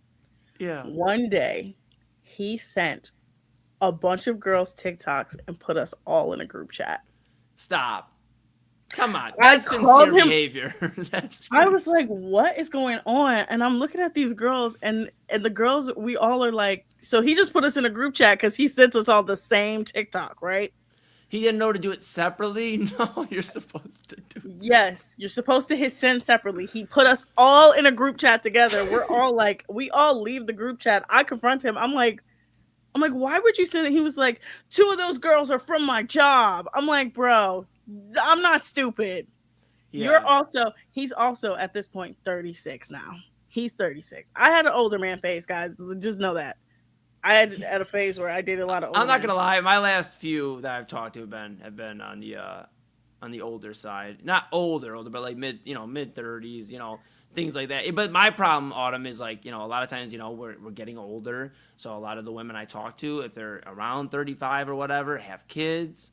So a lot of times it's like I'm just like, yeah, I'm cool. Like that's all you, boo boo. Like you do your thing. I'm not gonna get involved. Like I'm cool. Like, and that's the biggest. While we're being real for a moment, because I know this has become a reoccurring segment for us now. That's my biggest fear, I think, right now of the dating scene, to be honest. And one of them is like everybody's so established in some light, whether it is they have kids from a past marriage or whatever it is, or they have a baby daddy or maybe not even a baby, just a crazy ex that is literally still crazy for them. It's like that's why I stay away from dipping my toes into the dating scene anymore. Or they live multiple lives. I'll have to tell that story. I don't know if I'm ready for it today. That's a traumatic one. But the person I was talking to, she was living 3 different lives. Okay, like that doesn't faze me.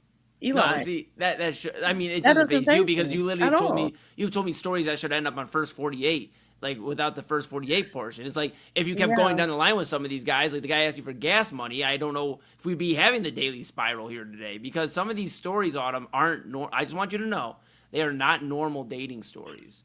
These aren't normal. These aren't normal. Okay, what I'm telling you is like, here's like my sweet innocent story about how I got my heart broken. Autumn's like, yeah, you ever want to hear about the guy who gave me a physical exam and then left me?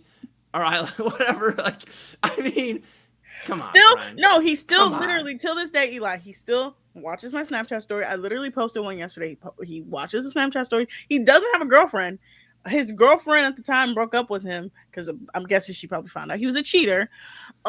He also like impulsively moved to Texas and then moved right back. That's crazy. I'm like, what is going on? Look, I mean, you got some crazy ones. I'm not gonna lie. You got me beat. Not even scratching the surface. I know, and that's why I'm like, I talked to Chad before like Primetime, and I said, I know Autumn and I got to talk about like crazy dating stories. I got a few, but like I really got to like go back into like trauma. I got to dive into my trauma field and figure out some really bad ones. I mean, my ex. I mean, like those aren't dating stories, though. Those are just like stories of me and my ex, like being in like those are bad. I mean, I could always revisit those, but then again, like I'm gonna probably be in a sobbing mess by the end of it. But no, then like I would never want you to do that. I feel like there's maybe there's a karma aspect out there for young Eli Moon, because when I was 21, 22 and still discovering the dating scene, there was a girl I was talking to and we went camping, and she was kind of a pain in the ass camping. She didn't want to go outside and walk around the campground at all, and she wanted me to just stay and lay there the entire time. It was wild. So I ghosted her for like a few weeks. Now this is on me. This is 21-year-old Eli. I'm grown. I'm 28. I'll be 29 at the end of the month, Autumn. We can all acknowledge that we are human beings, people that grow. But I was like, I just don't care for her anymore. She's kind of like, I'm cool. And I left her on red for like 2-3 weeks. I was like short with her, and kind of basically ghosting her, thinking maybe she'll catch the point. My mom yelled at me and said, Eli, you better let this girl know what it is. You better stop wasting her time so she can get on with her life. And that was a learning moment. I'm okay. I'm willing to admit I don't like these Love Island contestants when I can change and I can understand I did wrong. So I did cut it off with her. I told her we were not compatible. It wasn't pretty. But I've learned, and now I guess that's why I get my heart broken every time. Back to you. Yeah. I'm not even scratching the surface, you guys. Like, all of these stories that I've told on here are like the tame ones that I can tell on here, right? The pastor one I could tell, I'm going to just say this. I found out he was a pastor because he kept lying to me, and his Snapchat kept getting deleted, and he kept being like, oh, I want to hang out with you. I want to hang out with you. I finally did my research, found his wedding website. Okay. Then I went to Facebook, found his wife's family, found the wedding pictures. Wife's family, that's his family. Mm-hmm. Found the wedding pictures, found that he had gotten married months before that. And that the entire time that him and I were talking, he was talking to her as well. And they got married within, I think, a year of them meeting. And I hadn't been talking to him for like 3 years. So I was like, oh my God. Then in my research, I found out he was a pastor. And I was like, you're just terrible, awful. And then I had to think back. I was like, oh, this man is atrocious. And then I posted him on the Are We Dating the Same Guy page. And then I found out about, I'm going to say, couple months ago, that I wasn't the only one that posted about him. Oh no, Autumn. I know we're running out of time on this segment, so I have to hold it for the next time. Cause I'm back with you Friday this week, so maybe we revisit Friday. If not, because I'm off next week. I'll be on my vacation next week, so we'll have to postpone our stories unless you convince AA or Chad to share some of their stories. But we'll all share some stories. I'll continue.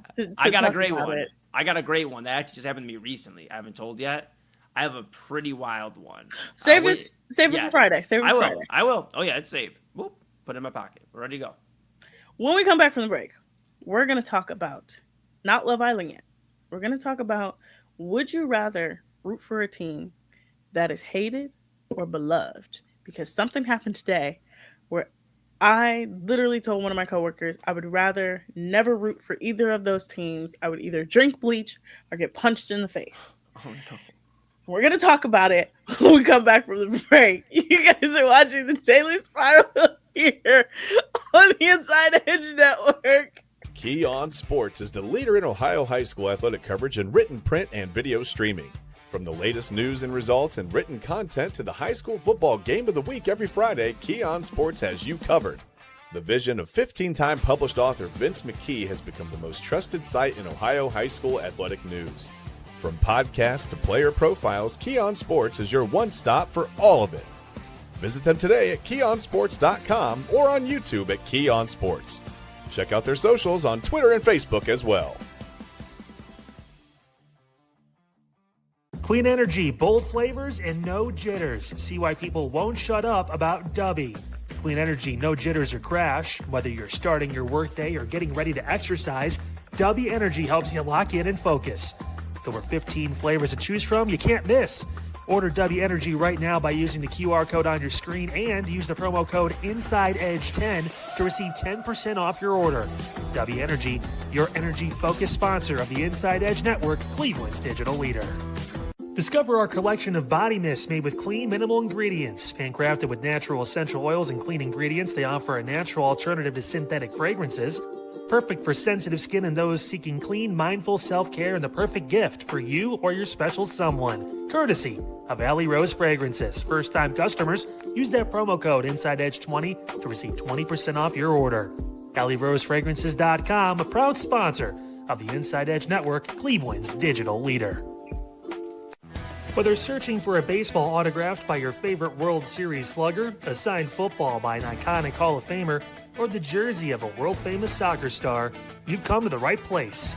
Here at SportsMemorabilia.com, the web's leading source of authentic sports memorabilia, you'll find more than 500,000 authentic products from nearly every professional sports league, team, and players. Not only will you find your next prized sports possession with ease thanks to superb customer service and tremendous site experience, you'll have the satisfaction and peace of mind that every product listed comes complete with a certificate of authenticity and is fully backed by the SportsMemorabilia.com lifetime authenticity guarantee.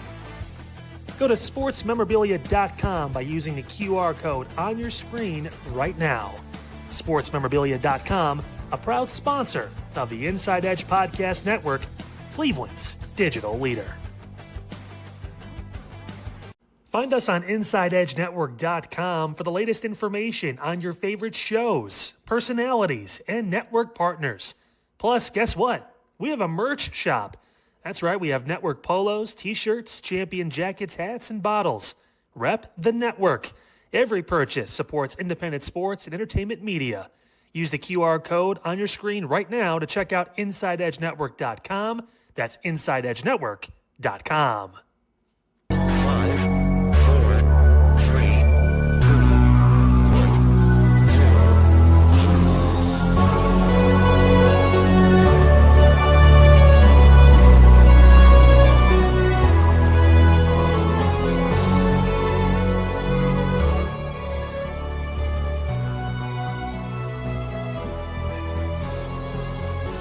All right, welcome back, everyone. I proposed a question. No, AA, the pastor was not available for dates on Sundays, okay? Jesus Christ, he literally was married, okay? Look, Autumn, maybe he just wanted you to get closer to the Lord before he got closer to you. No, absolutely not. I think the holy water would burn my skin at this point for what I've done, all right? No. Eli, I literally PEGGED someone. No, okay. Oh no, okay, all right. So what about sports? I'm not gonna be welcome in a church anytime soon. Okay. What about bad sports? Right. Let's move on to what I originally was gonna start with. We don't even have the technical difficulty screen. If you haven't visited AlleyRoseFragrances.com yet, one of our fantastic partners, you can get 20% off Inside Edge 20s. Set the mood. Summer vibes are here. Get your candle, just like our program director, Lord W. Anthony Alford. I can't breathe. You just switched over so fast. Autumn.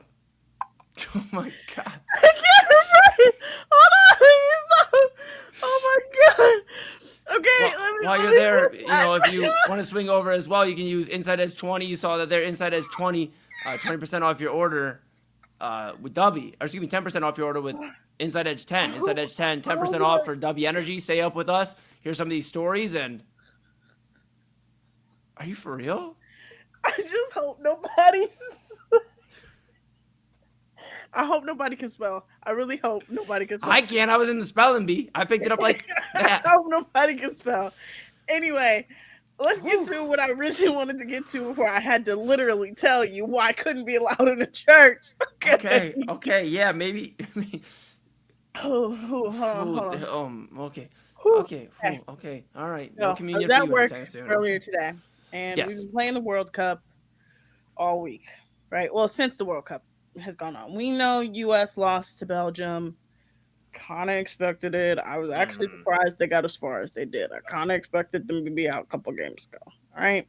Because that's just how the men's program works here in this country. It's not really expected for them to win. It's really expected them to go as far as they possibly can because they are a literal joke in this country. Yeah. They couldn't even get to a bronze medal game in the Olympics. Like, come on. I mean, it's tough, and you would hope, first off, Balogun seems like he's definitely somebody you can build around. Pulisic's got a lot of questions now with, the injuries and not being available half the World Cup, and then not playing well in the times he was in there, and then, the comments yesterday about, well, at least he can rest now. It's like, that's not what you want to hear right after a World Cup run. So, you would hope that, maybe more people are being inspired, for soccer, and this may not change by 2030 autumn, but, maybe in 2034, 2038, that's going to be really the time. It's going to be probably the next decade where some of these kids are going to have to grow up and, fall in love with soccer during their teenage years to go do this. So, yeah, a little disappointing, but, Kyle covered it even yesterday on Midnight Run. Said, when these European teams come into play, they just love soccer a little bit more than we do. It's like we love football and basketball. Yeah, so the thing is that their sport of choice, like our sport of choice is football. It's football, it's basketball, it's baseball. Hockey's kind of there. You would get at least 10 sports before you would get to soccer or football in this country. But I was having a conversation with one of my coworkers, and I was like, yeah, Argentina and Egypt are playing. I was like, this is literally like wanting to be punched in the face or wanting to drink bleach. One country is full of like racists who are just the worst kind of people, like the worst. The things that they were doing at Cape Verde was just disgusting. And then you have Egypt, who doesn't think they're African. So I was like, would I rather root for a team that is just hateful, spiteful, like it's like, ooh, I hate you, but I know you're talented? Or would I root for a team that I'm like, you know what, I love you so much and I would do anything for you. You are my favorite. And I think it would be the latter, because I just cannot root for evil. As much as I say I'm a man hater, I'm not evil. To me, Argentina is just evil. Argentina is just an evil team. Like nothing that they do is like nice.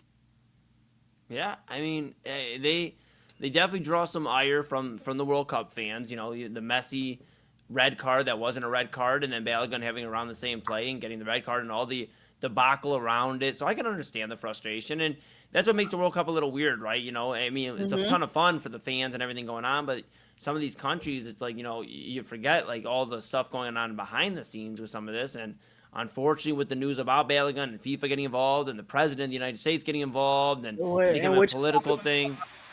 Yeah, it becomes a big political thing.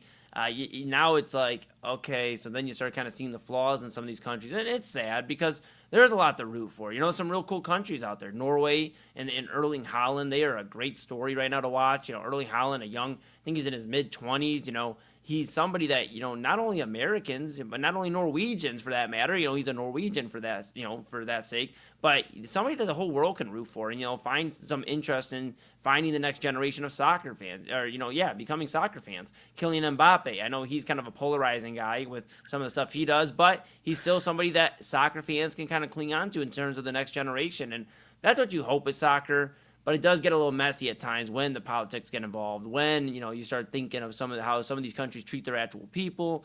And unfortunately, and I love the United States, but unfortunately, when we think of sometimes the way we treat our people, it's kind of funky how we get together for, these Olympics and these World Cups. And I love it. Don't get me wrong, Autumn, because it is important to come together as a country. I think when we do actually unite, when will that happen? I don't know if it ever will. But when we do unite, we are a very strong country. And when we come together for these events, it's beautiful because a lot of times, it doesn't matter who you are, what you are, whatever. People can come together and unite, and it's a beautiful thing. And then you get all these politics and everything else, and then it just makes it so muddied that it gets tiring. It gets real tiring. So, yeah, it's a weird spot to be in. I'm with you. I don't think I could root for a bad team, whether it's, on the countries in terms of the World Cup, whether it's, people were like, well, the Cavs aren't any good anymore. You can root for the Warriors. And it's like, I really can't. Like, I sat there and tried to appreciate, and I can appreciate Steph Curry's greatness. I just can't appreciate them going to try to win another championship. When they won in 22, it drove me nuts. So, I'm right there with you. I'd rather be, I spent a lot of years losing, watching good basketball or watching bad basketball, missing out on good basketball, watching Christian Iyenga and Antoine Jamison and, young Kyrie Irving. So, I mean, I understand what it's like to root for Tyler your Zeller. squads. Tyler Zeller, yeah. Anderson Varejao, one time he was the star player of that Cavaliers team. So I can understand where you're at with it. I don't understand how people can, it's the same reason Deshaun Watson. We're not going to talk too much Cleveland Browns tonight, but while we're on this topic, it's like they made it hard for me to be a Browns fan, to be truthfully honest, because I love the Cleveland Browns as much as they drive me crazy, and I think they're going to do it every year. And as you get older, you realize they're not going to probably do it every year. But you want to root for your team, and then you have somebody with so much off the court or off the field issues with Deshaun Watson and the arguments and the morality issues, and it's just. I think there's a bigger scope. I've said it here before. I've said it across the network. I've said it on many platforms where I just feel like we need to take a look into who we are allowing into the sports realm. Not everybody, no matter how talented they are, should just get the opportunity to be a face. I'm not saying every athlete should be a role model. Every athlete doesn't have to be a role model. If so-and-so doesn't want to be a role model, just wants to play good football and have a good career and stay out of trouble, then so be it. You don't have to be a community leader, but you have to have some sort of morals, because at the end of the day, kids, teenagers, they are turning on the TV every Sunday to watch with their dad and their mom or whoever, their uncle, watching football, basketball. They're doing the same thing, baseball, the same thing. And we have to have guys that we can look at and go, hey, you know what? He's a good hockey player. Sure, he doesn't get out and hand out food to the homeless and stuff, but he's a good hockey player. You can look up to him. Or, hey, this person does do the above and beyond. But too often times, whether it is MMA, whether it is football, whether it is basketball, there's just too many bad people are getting to the top and allowing to kind of dictate what sports are looked at. It puts a bad stain on sports, and we just talked about it with the states. I don't get political. I mean, I've been very clear about that, but it's like it's just crazy what power can do and who gets in positions of power or being able to have a strong platform, and that's the scary thing of it all too. Yeah, honestly, I kind of feel the same way. It's like I have an enemy that's in my head. I hate him. I will never not like him. He's someone that every time he's on a team, I will always root against that team. That person is Jameis Winston. I truly do not like Jameis Winston. I watched a documentary in college called The Hunting Ground, and I found out that he sexually assaulted a woman in college, and that the woman then had to proceed to sit in the same classroom as him. And then she had to sue the school to get out of that classroom with him. And then her name and all her information got leaked, right? And she was dragged through the mud by pundits like Stephen A. Smith and Skip Bayless and fans of Florida State. And every time he comes on my screen, everybody's like, oh, it's Jameis. He's funny. I'm like, no, he's actually like a predator. He's actually like a terrible person, but you won't admit that because you like him. And so that's the thing that, like, when I looked at this game today, I was like, Argentina fans love this team, but this team is just full of terrible, awful people.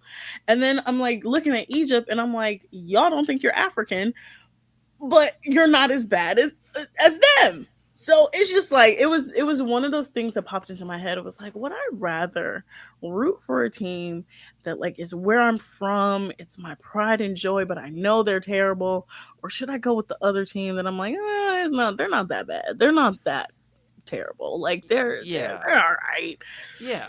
I'm like, it just is like, it's always the moral conundrum for me in sports of like, can I root for a team that has just such terrible, which is why I kind of sometimes can't root for the Browns. Like anytime Deshaun Watson is not on my screen, I can root for the Browns. 100%. That's where I'm at. No, I'm 1,000% like, anytime with you. he's not on the screen, I can root for them. But anytime he's in that game, I'm not going to touch that game. I'm 1,000% with you. No, I mean, yeah, I rooted for the Jacoby Brissett time when he was in there. I was able to root there. And these other times, I just cannot get behind it. And I think that's a bigger story, a story that we don't have enough time for right now. I know we got to go break here in a few moments, but my final thought tonight, at least on this, is the same thing with music too. Obviously, I make music, I'm in the music world, and it's like, it's tough there too. There's reasons why people don't listen to R. Kelly anymore, why people don't listen. There's certain people that won't listen to Michael Jackson. Whether it, all these different discussions around some of these people, there was a section of fans, and I know people feel different ways about it, but Tory Lanez and the discussion with Tory Lanez and all that, there's just a lot of different people that won't listen to artists or have that moral conundrum because they make good music, but maybe it's not for them, they don't lie. So I think it just comes back to a stronger point of we got to be careful as not only just Americans here in the States, but we got to be careful as a world in terms of who we're putting in positions of power, whether that's political power, whether that's celebrity power, athletically, musically, whatever, Autumn. I think we just got to be careful with who we put in power because, I do worry about, I have a niece and a nephew. I don't have any kids of my own. I have a niece and nephew. And I worry about, they're 4-2. I worry when they get to 18 years old. What is this world going to look like? Who exactly are we propping this world up, for? Are we painting a bad picture? Are we letting the bad guys and bad girls win? And it worries me. And I'm not trying to be the moral compass. We all do things in life that we have to answer for. But I just think we got to be careful. We just got to be careful. Yeah. I mean, final example before we go to break, and then we'll come back and talk about Love Island, our predictions. Yeah, the moral compass of, if you need the moral compass, Love Island, I guess is. Yeah, Love Island is, but I'm going to just use the best example I can use tonight. It is the Chris Brown and Usher concert down at Brown Stadium. That is your moral conundrum right there. Just right there, right down the middle of that is a moral conundrum. I would not attend that concert, no matter how much I love Usher. The fact that he would associate himself with someone like Chris Brown is really, really something that breaks my heart as an adult. But when we come back from the break, I will not traumatize Eli anymore by spelling things that I shouldn't be spelling on this air. We're going to talk about Love Island. We're going to hit on some things from tonight's episode, and we're going to give our predictions because they essentially have laid out all the rest of the episodes that are going to happen this week. But you guys have been watching us spiral here on the Daily Spiral here on Inside Edge Network. We will be right back. Fanatics isn't just our name, it's who we are. Loyal, passionate fans dedicated to our favorite teams and to the sports we love. That's why we're honored to be able to offer fans the world's largest collection of official sports apparel and sports jerseys from all leagues, teams, and players you love.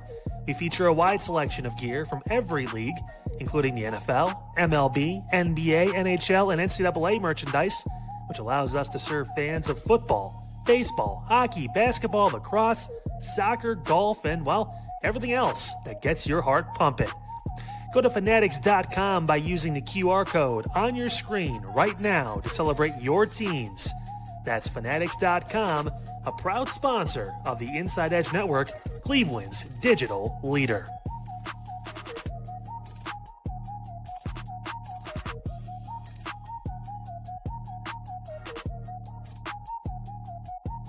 Small business owners are superheroes, but nowadays running your business means doing so inside your shop and on social media. That's why you should make Omega Video Marketing your sidekick. With a decade of content creation experience, I create dynamic, informative, and fun videos for your specific social needs that will increase brand awareness, get you more followers, and keep your social pages and websites current and fresh. I offer flexible pricing and turn times and will work with you to understand your brand and your story. All of that comes from the heart. My award-winning expertise is just the cherry on top. So let's get connected. After all, your brand is the alpha and my expertise is the omega. Discover our collection of handcrafted candles. That's right, every product is thoughtfully created in small batches free from harmful toxins for mindful everyday indulgence. Our candles are hand-poured in coconut soy wax with natural wood wicks, offering a long-lasting burn and rich fragrances. Create a cozy, safe ambiance for your home with candles from Alley Rose Fragrances. First-time customers use the promo code InsideEdge20 to receive 20% off your order. AlleyRoseFragrances.com, proud sponsor of the Inside Edge Podcast Network. Moser Moments Photography is a husband and wife wedding photography team based in Cleveland, owned and operated by Inside Edge Network's very own Ryan Moser and his wife Hallie. For the past 10 years, they've captured more than 100 weddings across Northeast Ohio and beyond, always working together as a true two-person team. Their style centers on authentic, emotional storytelling, documenting the real moments between two people in love and creating images that feel natural, comfortable, and true to the couple. Rooted in Northern Ohio but inspired by their travels, Ryan and Hallie bring a warm, personal approach to every wedding day.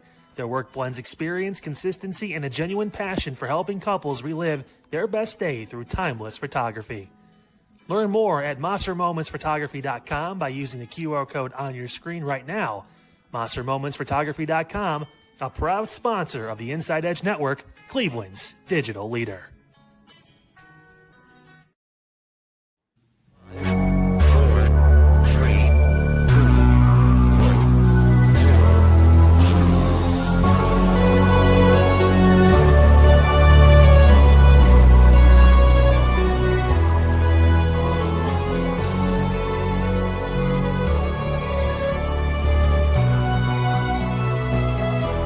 All right, welcome back, guys. I said I was proud of Chad and Eli at the beginning of the show because they led off their show with a top 5 that I think is pretty accurate. Sincere is the most demonic person on that show right now. He's not the most demonic person in Love Island history. Look, I may be talking about Sincere like he is an insane person, but he is not the most evil person to ever be on that show, okay?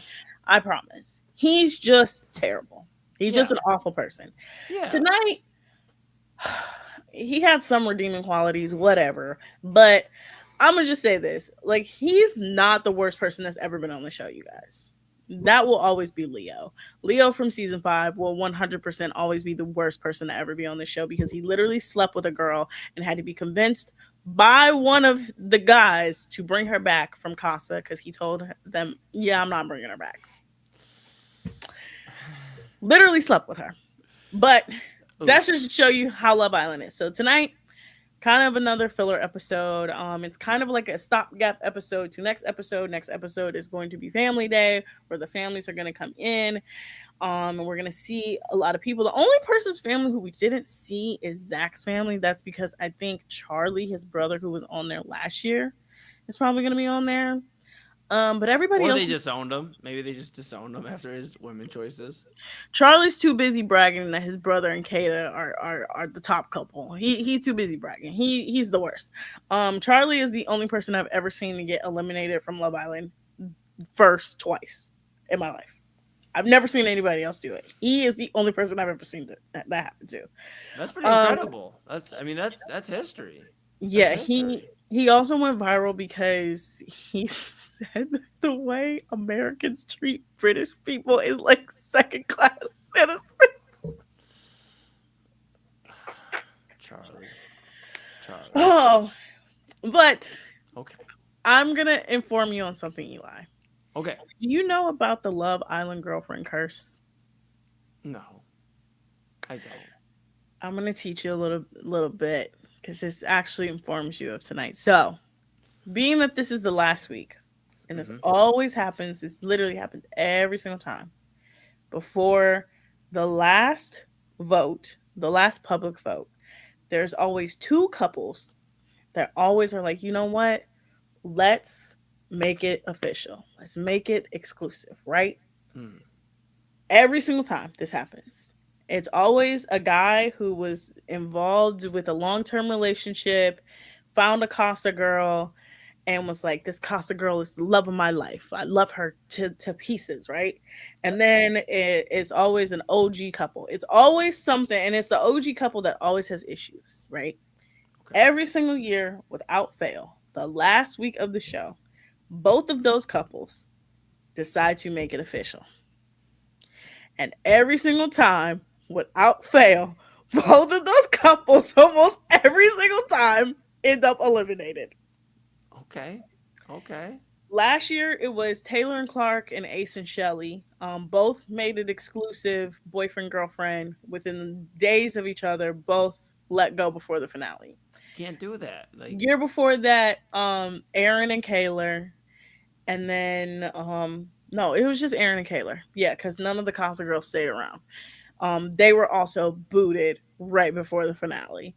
Year before that, we had Keenan and KK, same thing, and then Johnny and Scott, same thing. Like, it's just year after year. And so tonight we had that happen once again. One of these 2 people is going to get the boot, and unfortunately, I think it will be Casey and TT. So, Casey and TT made it official. Their boyfriend and girlfriend. This is after he said he woke up and said, and I quote, "I was so happy that I looked around and I didn't have to hear their voices." And then he said he was the prize and that she lifts him up. He's the prize. And then he put out a little scavenger hunt. And I'm going to just say this, Eli. Unfortunately, this is not a me hating on KC thing. This is a thing that just happens every year on Love Island. It's always an OG boy and a Casa girl that make it official. And almost every single time they get booted from the villa. Because the audience is like, I'm not feeding into it. Look, I'm not saying that they break up. I'm telling you they're winning the show. They're winning the show. Not even close. I would put at least 3 different couples before them. I know you would, but we're talking to America here, and I'm telling you, they're winning the show, and I stand on it. Eli, I've never been more right about it. Unfortunately, the last week exclusive curse hits everybody like a truck. Either one of 2 things happen: they get booted from the show, or they don't win. It happens every single time. The male audience right now is stronger, I would say, in this Love Island season than it's been in past seasons. I would say it's definitely. You know what? You are correct. The male audience is annoying as hell, and they did come out in forces with their NBA Twitter kind of takes. You are absolutely correct. But this is still Love Island. This is still girl-centric. Tonight we had a girl-centric episode. The ladies went to the water park by themselves. Again, the guys woke up. Only 2 of them were like, what is going on? No, 3 of them, because Sinister looked around and he was like, where did Melanie go? Because Anaya snuck in and had to like barrel roll out of the room because they went to a water park. But unfortunately, I'm sorry, one of them is not going to make it because of the Love Island last week. It's never the week before. It's always the last week. So if you become official couple the week before, right after Casa, it don't hit you. It don't hit you. Usually that's the ones that win. But if you become a couple the days before the finale vote, everybody always gets booted. I'm not saying that I'm not speaking this is literally every single year this happens. I'm dead serious. It happens every single year. And usually the person that comes in first is the couple that's been most consistent. And then the person that comes in second is the couple that surprised everyone. The third place couple is usually the one that's like, oh, you were on the cusp. Like, you were on the cusp. The fourth place one was like, yeah, we don't even care. You're just here because we needed a 4th person. Yeah, I mean, again, you know more about the show than me. From what I've seen, what my gut instinct is telling me is we are able to beat the curse. We're going to be able to defeat it. You won't. TT is a male favorite right now. A male favorite. That should show you everything you need to know about her. No, even though she was actually very funny this episode. When Anaya woke her up, you would thought that she was in a fight. Yeah, I mean, all I'm saying is TT and Casey's got the male audience buzz, so it's gonna come up to the women. Are they gonna be able to vote them off? And I don't think they will be able to. I don't think they will be able 100%. To. No. As someone that voted on 3 devices tonight, 100%, we will be able to defeat the evil that is NBA Twitter. I think the most evil part of the internet is NBA Twitter. You cannot pay me to go on that site during the NBA season. Those people are insane. But the other thing, Kenzie and Dylan, I'm over you. I'm over them. Get them out of my face. I'm over it. You're having the same argument. You don't trust her. She's trying to prove to you that she's trustworthy. You saw her behavior before you came to the villa. Yeah, go fight somewhere else. Go fight. Please. I'm with it. I'm with it. Because when they were like, oh, you want to go to the hideaway? No. You just spent a whole episode. No. Also, I peeped Zach's game on what he was trying to do to Carl. He was trying to get Carl to get caught up in his mess. When he asked Carl, he said, what's your type? And Carl was like, I like athletic, tall girls. And he was like, oh, so basically Naya. He was like, yep, absolutely. I don't understand why nobody else in this show can just get it like that. I don't get it. Because, Carl's only been playing half the game. Carl's the smartest one in there. I don't understand. America hasn't been able to catch. I feel like Carl's got some stuff going on too. We'll see. Carl's the most normal one in there. This is where I plant my flag in the ground. There's a Casey and TT territory over here at the Moon household. So I can't speak for Papa Moon, but for me, I planted my flag in the ground. And I'm going to tell you right now, that Love Island curse comes striking back every single time. Every single year, there's always a couple that was a Casa girl and an OG boy that comes in and it's like, ooh, let's make it official. And every single time the audience is like, yeah, we don't care. You're getting the boot. It never works. And usually, look, I'm not gonna say that those couples never work on the outside. Sometimes they work for a couple months. Sometimes they stay together for about a year. Most of the times they don't work out because a lot of times the relationship is based off of the man, and that doesn't work all the time. But like I said, vote tonight and closes at like 1:30, I think. Okay. I'm almost positive. I got time. Wait, no. Hold on. Did you register before? Yeah. No. So it doesn't count. Wait, I can't register tonight? No, you have to register beforehand. Actually, I'm wrong. Voting closes in about 30 minutes. But no, yeah, so Wednesday, no episode tomorrow. Family Day, Thursday, so that's about half the episode. Friday, we find out who is in the finale, and then Sunday, of course, is the finale, which you can catch me and Double A here live on Inside Edge Network, reacting live to the finale, starting at 8:30. I think it's usually 2 hours.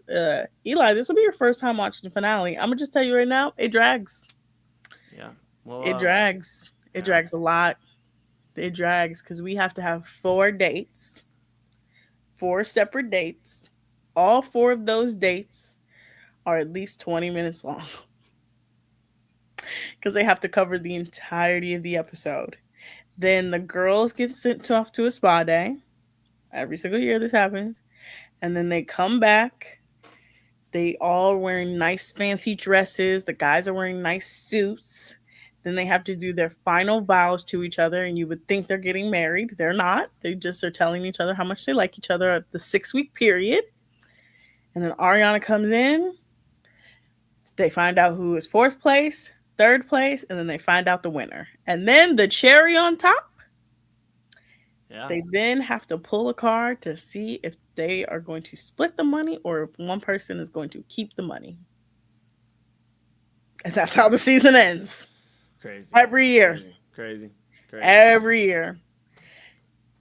But before we go, there is one more thing I want to talk about Love Island related. Mm-hmm. This week on After Sun is going to be a funny week.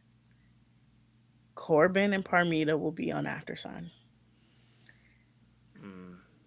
Corbin and Parmita have their phones. How many AI jokes do you think he's gonna tell? Too many. Not enough to be sick of him in the first 10 minutes. No. I'm cool on Corbin. I don't want to see him again. You don't want to see him sing baby, be a billionaire, be a billionaire, be a every single time I see that video, it is hilarious. Yeah, hilarious. Well, we'll see what's going on. I planted my flag. I know we're all getting our thoughts on the final 4, but I'm gonna hand it back to you because I have no more of the Love Island thoughts. Casey and TT. I don't know how many TT and Casey and TT. KTT. I don't know what you want me to say. They are the team. No, unfortunately, they're probably gonna get hit with the Love Island curse. Now I'm gonna give you my good spiral and bad spiral before Kyle Cornell comes in here to do Double A's crack show. Double A's crack show, yeah. Okay. Not so much a crack show when Kyle does it. No, Kyle is normal. He has a normal midnight run. That is the first time anybody's ever said that. Kyle Cornell is normal. Double A is over here making coffee. He's over here eating chicken. He's over here eating honey buns with peanut butter. We just need normal energy at 12 o'clock. Okay. All right. I want a bacon glazed honey bun again. Okay, go ahead, Autumn. Good spiral of the day. The first half of the game up until 13 minutes that Egypt was up 2-0. That was the best part of the day because I really thought Argentina was going to lose. Oh, it was going to be so great to watch them lose. It's going to be so great. That's my good spiral of the day. Bad spiral of the day. The thing I don't want you to go down the rabbit hole. Stop taking away my sites for books. I thought I told you this yesterday. Everybody keeps naming the site online. And then I saw on Twitter today a little headline that said the name of the site was shut down. Stop sharing it. Some of us want to pirate our books in peace. Okay? Yeah. Stop it. Yeah. Don't keep sharing it. Okay? I'm with it. Yeah, I took my notes. Now, tomorrow, here on the Day Spiral, there's no Love Island recap, but we will talk about Love Island because I will talk to Chad about his list because I want to understand how he came up with the list. Okay, I'm proud of him. He will still be getting the quiz. Sorry, Chad. And I will still be spelling out what I spelled out for him because he said he missed what I spelled out at the beginning of this. Okay. I'm thinking I don't. Once again, I'm sorry, you guys. Like I said, I will not be allowed in a church anytime soon. But I will see you guys tomorrow. All right, and that's gonna do it for Autumn Chisholm. Bye, guys. She'll be back tomorrow. We're gonna do some spring cleaning here real quick. Let's rents due. I don't have it. Okay, still don't have it. All right, we're gonna hear station identification, and then it is time for Midnight Run with Anthony Alford and special guest host Kyle Cornell. So don't go anywhere.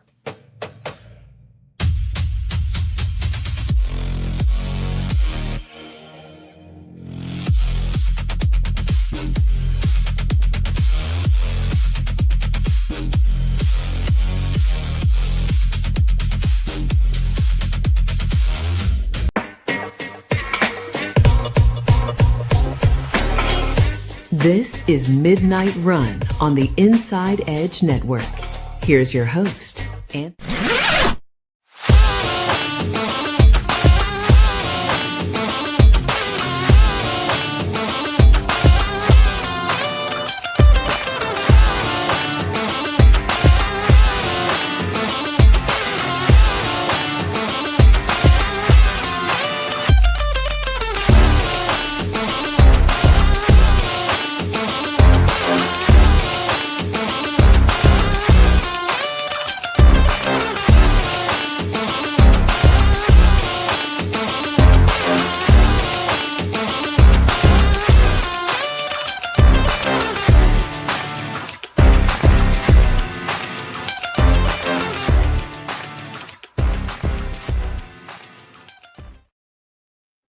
You know, somebody's got to tell Autumn that I am not normal.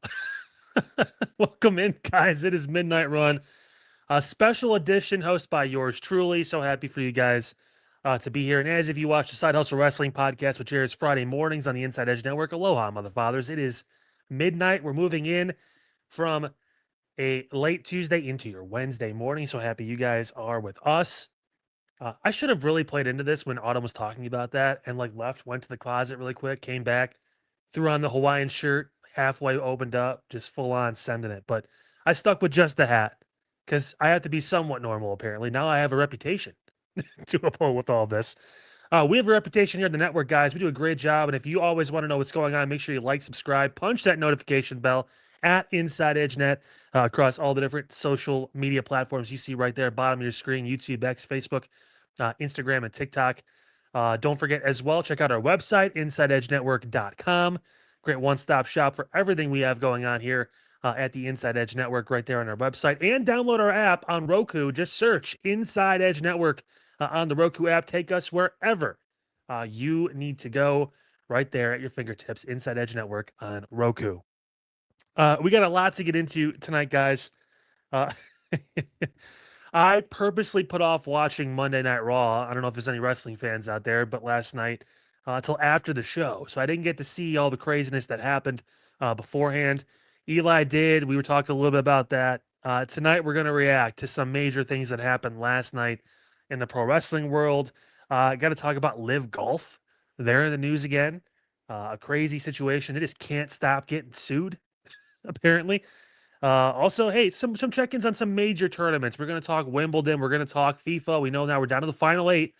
It's a huge thing there. And Adam Sandler, there is a reason why this guy is my GOAT. We're going to talk about him coming up at the end of the program as well, because he just keeps doing things that just make me smile. But first, it is the big story here in Northeast Ohio today. No, it's not Browns, because let's be honest, even when the Browns play on Sundays, you don't really want to talk about them. It's the Cavs. And it's Donovan Mitchell. He's re-signed a 4-year extension, a max contract extension that will take him through the year 2031 here in Cleveland on a player option. He is back long-term in Cleveland. Was it the signing you were expecting to hear about today? We kind of joked about this, me and Double A and even Eli, for a certain point. Like, hey, this feels like the time now where LeBron will make his decision. We looked it up last night. July 11th was the latest LeBron's ever made a free agency decision. I think that was the actual decision back in 2010 when he left Cleveland the first time to go to Miami. Expect that, I'd imagine, inside that date. We're already here on moving into the 8th. So it should be coming any day now, I would imagine. That being said, this is big news for the Cavs. They get essentially their core two. I'm going to exclude Jared Allen and James Harden for a second, but Donovan Mitchell and Evan Mobley, I think everyone kind of knows. These are the two pieces that are the most valuable on the Cavaliers team. Donovan Mitchell, an incredible career. Some are arguing right now possibly the second greatest Cavalier of all time already. Despite only being here for 4 seasons, 4 playoff berths, he made it to an Eastern Conference Finals this past year. A multiple-time All-NBA player, multi-time All-Star. He has been able to really kind of course-correct Cleveland in a situation where they were kind of lost for a little while there. He figured a way out to get them constantly in the running, constantly in the playoff picture. He's locked up till he's about 34, 35. He's 29, turning 30 this year. I don't mind the move. And I think Chad at the beginning of Primetime was talking about how, I don't know if it's a sign and trade or whatever. They're not moving these guys. Evan Mobley and Donovan Mitchell aren't going anywhere. And honestly, I kind of saw this take earlier and I thought about it. And you know what? It makes some sense. The Cavs being able to keep their core 4 people. It's no longer the core 4 because that was Darius Garland. He's out. I'm going to say core 4 players because James Harden's included in that now. Keeping those 4 and being able to go into the first apron and out of the second apron to give them some flexibility longer term, I think has always been the goal. And honestly, for them, that feels like that was probably the whole point of free agency. LeBron's a bonus if you're able to get him, but they look at this roster and they say, hey, you know what? We were 1 series away from the finals. New York was on a crazy run. They're beating teams they had no business beating. On paper, when you just look at it, San Antonio should have won that series in 5 in the finals, but New York did instead. And they were close games, but they just kept finding ways to win. It's one of those magical runs. I think the Cavs look at this team, and I got to give Chad Bryan a lot of credit, man. He came out and flat out said it. This team may just stand pat, and you know what? They actually lost a few pieces, and they'll fill out certain spots with the summer league team. They'll find a guy or two they think is worth, making the end of the bench or whatever it is. But it seriously feels like, especially with this move, they're very bought in to the Donovan Mitchell, Evan Mobley tandem with the added nuance of Jared Allen and James Harden. I think they believe they're missing maybe one person. Be it LeBron, be it DeMar DeRozan, be it Jonathan Kuminga, who they are interested in. Kuminga coming to Cleveland there'd have to be a sign and trade, which Atlanta has said they are willing to do. So in that situation, Cleveland probably would send Dennis Schroeder. I think he's played for Atlanta already, so Schroeder, that'd be a bit of a homecoming for him. Maybe another piece or something like that in there for Jonathan Kuminga so he can sign, a $15 to $20 million a year deal. And I said this yesterday on Midnight Run, guys. Jonathan Kuminga, not a bad consolation prize. He lines up more with Evan Mobley as far as that timetable for competing. But the Cavs doing this, Cleveland fans, get excited. Be happy about this. This guy wants to be here. He's not from Cleveland. He's from New York. He wanted to be traded to the Knicks from Utah. It didn't happen. He got traded here, and he wants to stay here. He signed multiple extensions now to stay in Cleveland. I know, and listen, I love Kevin Love. He is my favorite player of all time. It's no secret. Any of my friends know I love Kevin. He's also just a really good dude, a really solid person. We revere Kevin Love for signing that extension in Cleveland and staying and doing all this stuff. Even when LeBron left, Kevin Love was still here for a few years and all that. And everyone reveres him for that. Donovan Mitchell, and I get it. Kevin was part of a championship core. He was the third best player on that team. But I mean, Donovan Mitchell is doing things that no one else in Cavs history, minus a few, have done. And he's choosing Cleveland.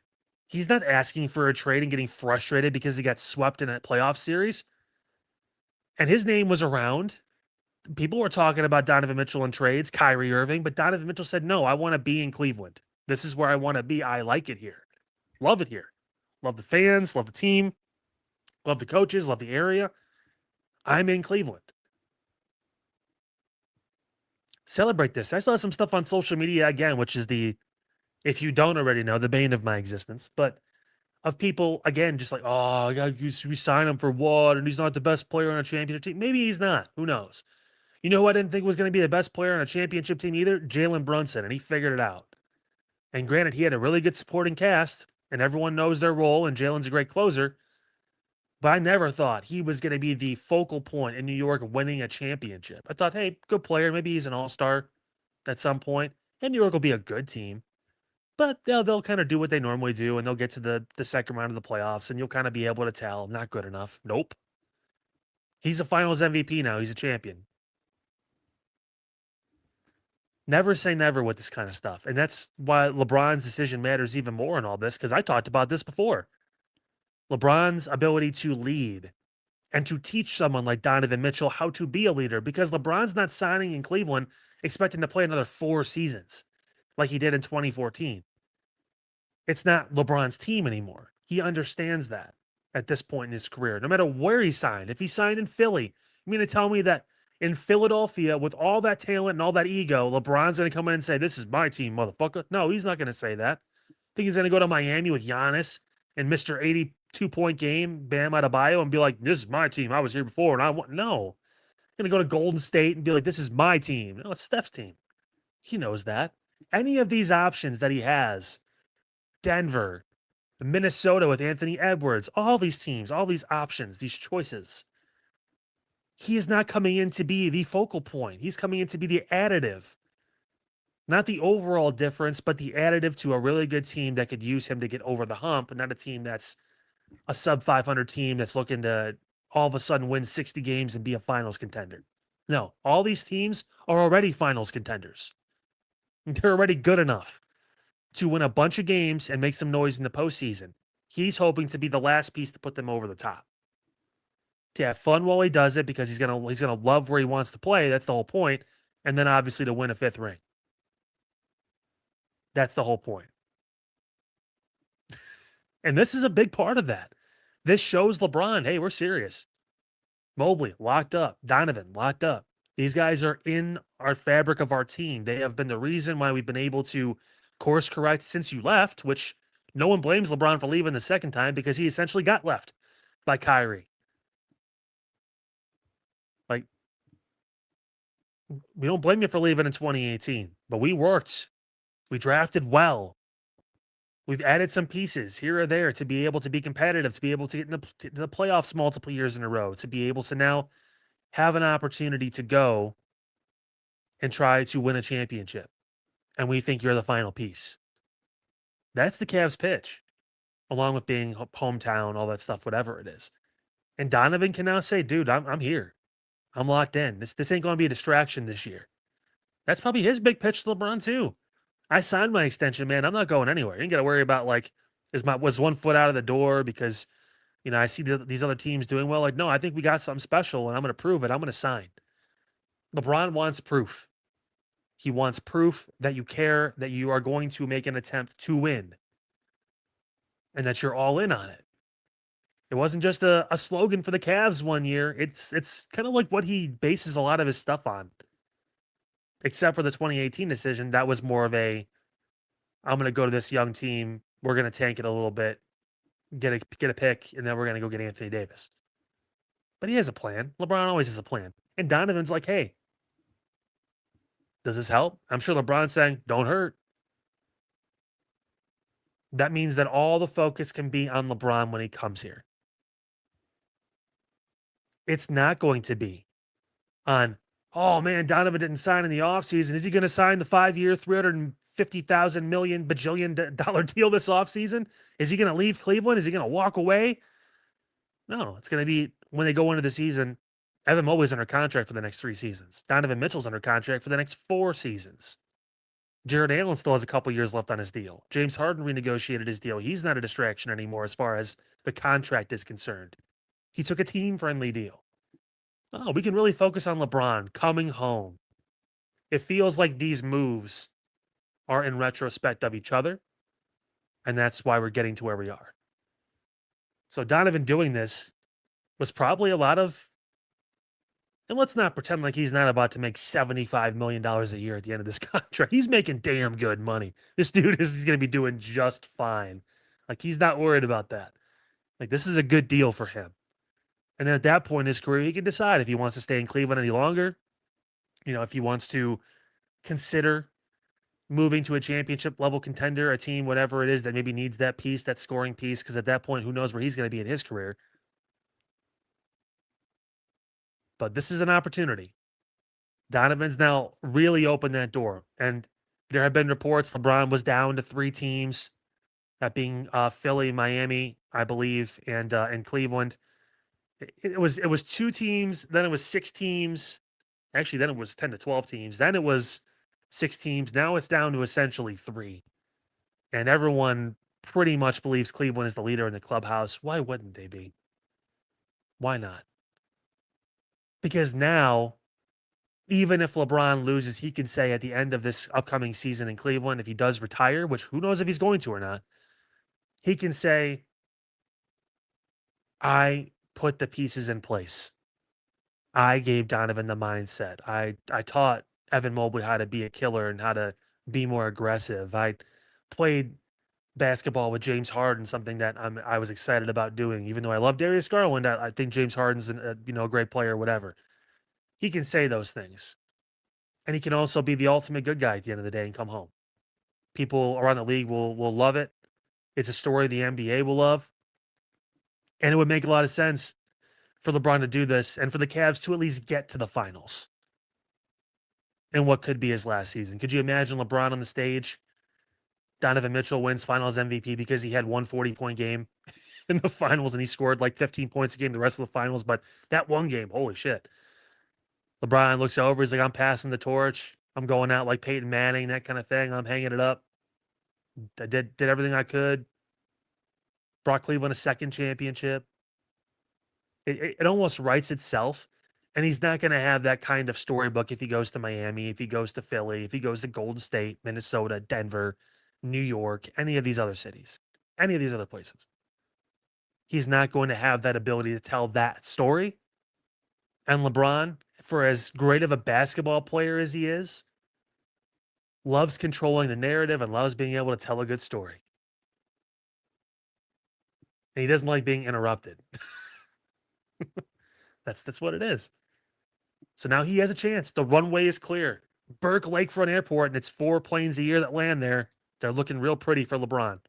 He can land on that. He can spread his wings, lay out, all that stuff, because there's no more controversy in Cleveland about who's staying, who's going. They're all under contract.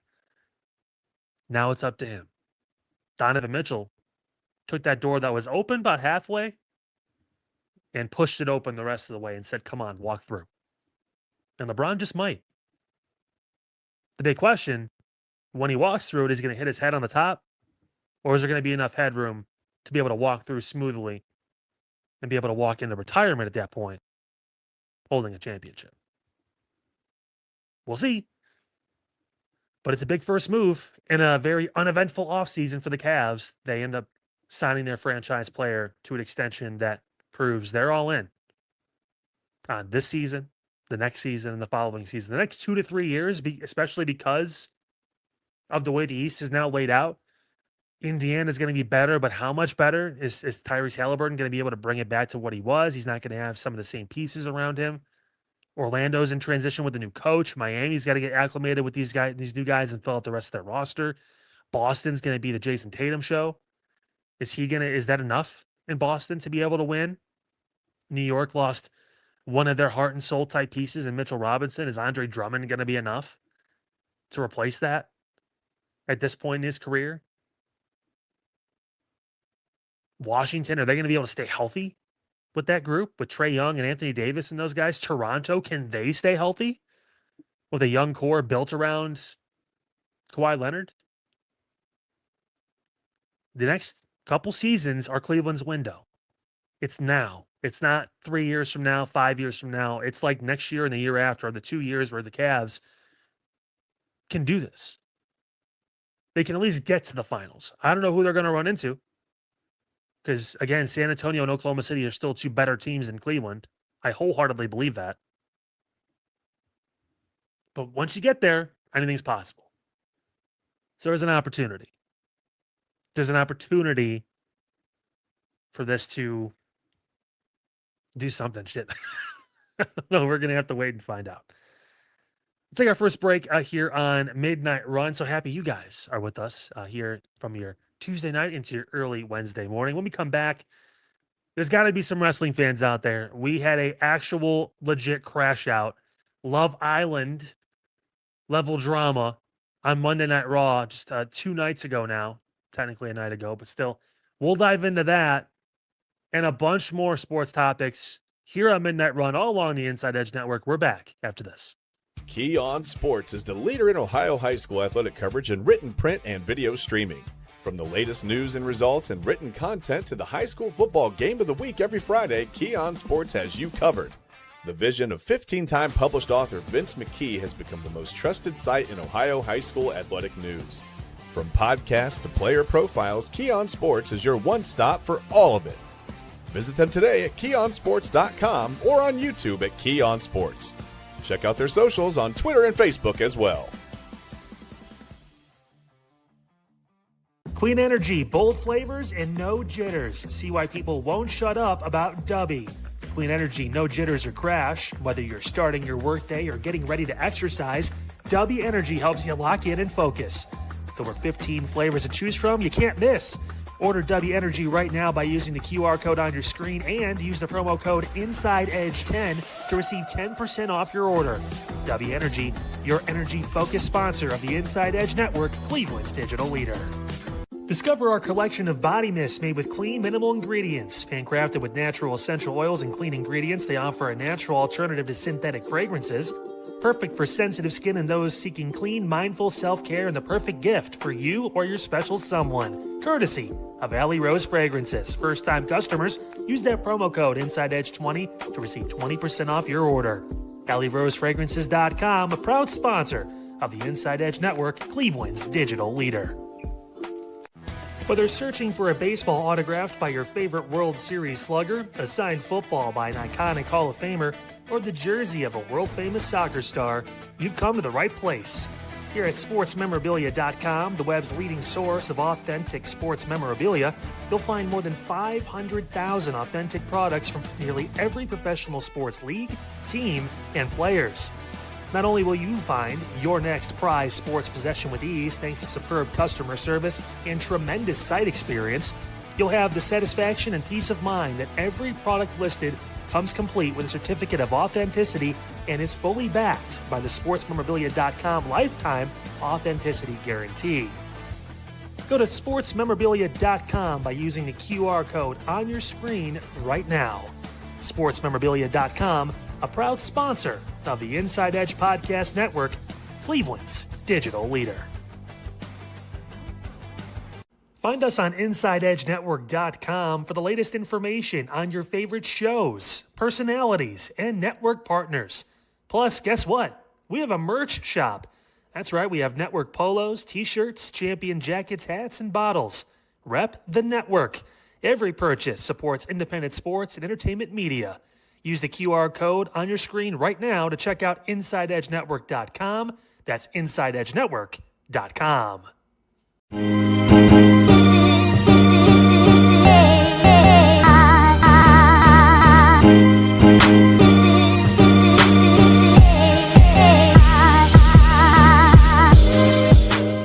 Welcome back to Midnight Run, right here on the Inside Edge Network. Here's your guest host, who is slightly more attractive and significantly taller than Double A, Kyle Cornell.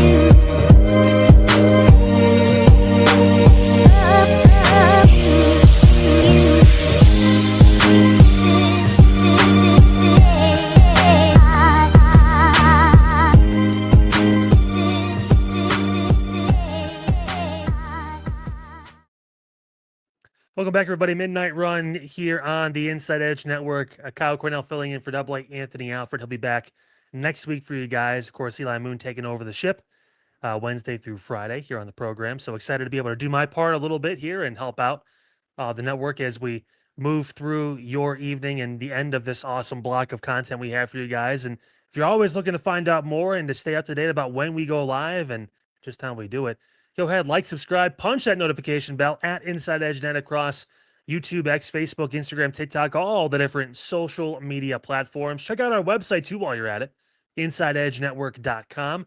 Great one-stop shop, show personalities, the full schedule rundown about when we go live, all that good stuff, and the merchandise store too. Don't forget about that. Great opportunity to be able to support local grassroots media just like us right here and buy that Inside Edge Network gear. You saw Chad Bryan earlier in the night with a cool Inside Edge polo. We got that, shirts, hats, coffee mugs, windbreakers. It was kind of chilly here in Cleveland this past day compared to the previous one. So take advantage of that, InsideEdgeNetwork.com, and take us anywhere on the Inside Edge Network app on Roku. Just download Roku, whether you have a TV, whatever it is, or if you have it on your phone as well, like I do. Search Inside Edge Network on the app. Take us wherever you wish to go. And Double A's telling me he's going to share his thoughts on these rejoins next week. Here's the hoping that he'll eventually just forget about it. I said this last night. Like, when I do something like this, when I fill in whatever it is, I try to put my own spin on it and make it a little like fun, entertaining. It's really easy just to keep the same stuff and do the same intros or whatever it is, and you're just like, oh, okay, whatever, and like that. But like, why not have some fun with it? Especially because it's only for a few nights. It's a special guest host. It's not a thing where I'm taking over. This is still very much his show, but a little bit of flavor, man. A little bit of, and he knows, for me being on Unfiltered at 5:00 here weekdays on Inside Edge Network. Again, a bit of a break this week. It was my vacation week, but filling in because team needs me. This is actually a spot where I get to go a little more loose cannon and I get to talk about sports and all that. It's my background. It's where, I've built a lot of my, not only my following, but a lot of my career. A lot of my references are sports references. I mean, besides the news stuff, sports was a big part of that. And when I was in news, I was doing a lot of sports related things. So I was in the Cavaliers locker room in 2017, the year after they won the championship. I was covering the All-Star Weekend in 2019 here in Cleveland, when the then Indians were hosting, All-Star Weekend and the festivities and all that. And it's a great opportunity. So I appreciate being able to do this for you guys and putting a little twist on it because, again, why be boring? Why do the same stuff over? Like, that's Double A's thing. That's his show. He's going to be able to take that back over, and it's great. But when I'm here, a little bit of a twist, just a little bit. Even though apparently, according to Autumn, I'm normal. I'm never going to get over that. You can tell she doesn't know me that well yet just because, yeah. She has no idea. Let's move on. Normally, this be a topic, and we may still touch on this later on in the week in the Side Hustle Wrestling podcast. But man, did Sami Zayn get screwed over or what? On Monday Night Raw last night. That's the quote. Hey, Eli, before we look at that again, let's play the video that WWE released earlier today from Sami Zayn after Monday Night Raw when CM Punk came back and ended his championship reign, his first ever, in just 9 days. Take a listen. I have a question. Come with me. I have a question.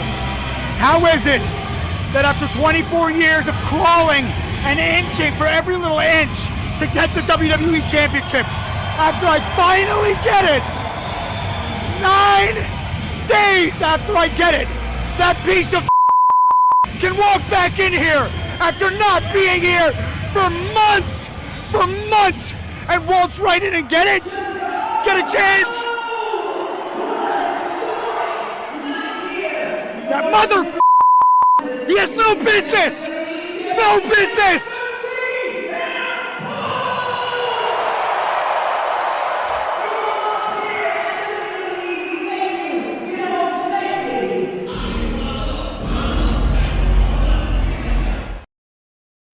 Ouch.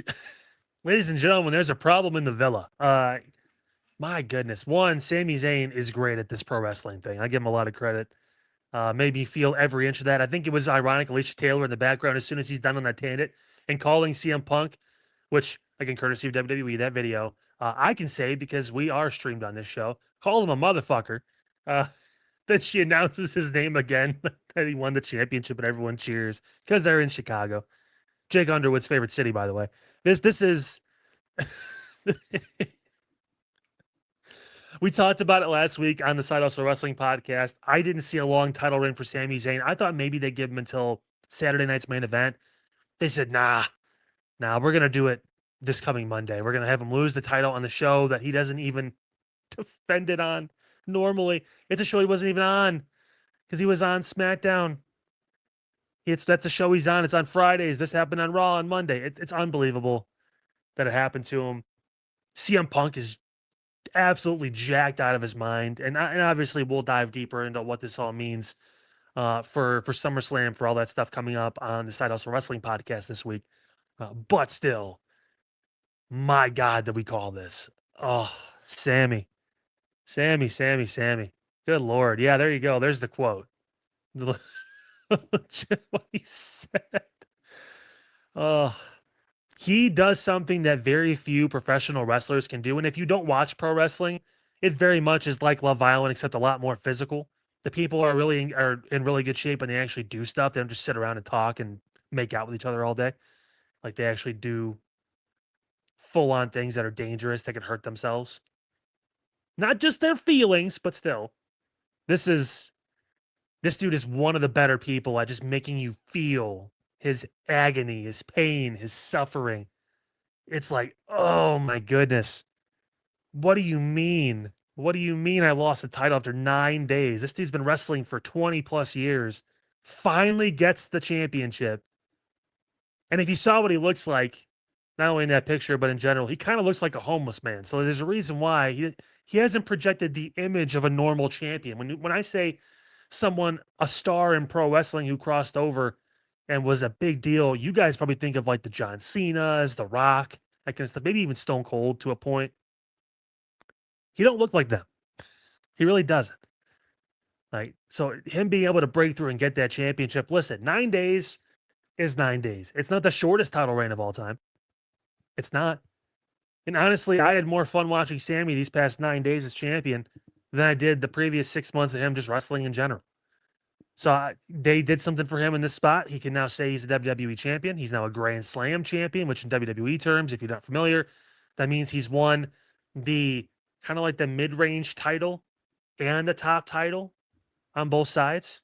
So good for him. He's done that. And he's won the tag team championships too. He was part of a tag team for a while there. Kevin Owens, a couple of different guys. Damn. And CM Punk, man, kind of figured that was going to happen. We talked about that. You can't have a show in Chicago and not have CM Punk show up if he's under contract, because they would have lost their shit. They would have been so mad. So mad. And this opens the door because technically Cody Rhodes, who maybe some of you people also know who he is, he had technically won a shot at the championship. He got injured earlier in the night. So they get to do CM Punk versus Cody Rhodes at SummerSlam. And angry Sami is going to be putting up social media posts about, how that motherfucker had no right. I know the entire network, the people that watch wrestling, like they saw that, they had to laugh. Like it was funny, but I felt it. I did. And that just goes to show you. It just goes to show. There's a certain look, there's a certain profile they want in WWE for that top star. And Sami got a little bit of a taste. Didn't get to do the interview circuit, didn't get to go on Good Morning America or The Tonight Show or none of that stuff, but he got to, take the belt with him for 9 days. Around all that good stuff. He got to do that. So that's cool. Sami, dude. Good Lord. Again, we'll talk more about this story coming up on the Side Hustle Wrestling podcast. That is on the way this coming Friday. Can't decide if we're going to air it after Midnight Run, if we do it part of that block. I guess that's going to be up to program director. Yeah, good point, Eli. Does Sami come back now as El Generico? If he wants a Chad Gable-like rise, sure. But Chad Gable, though she's shorter, he looks the part. Dude's always been in phenomenal shape. amazing pro wrestler, great promo. Sami, good promo, all this stuff. But I don't know where Sami goes from here. Yikes. Friday morning, Side Hustle Wrestling Podcast. We'll get deeper into all this and the implications of it, what it means for Sami, for the entire company, and all that. I wanted to get into something a little bit serious on the show because it involves essentially the right to not play for one sport or one league and to be able to kind of diversify. And I know there's and there's always been a lot of hate and a lot of people kind of looking in the side at Live Golf, but they're in the news again today for this new lawsuit that's come out.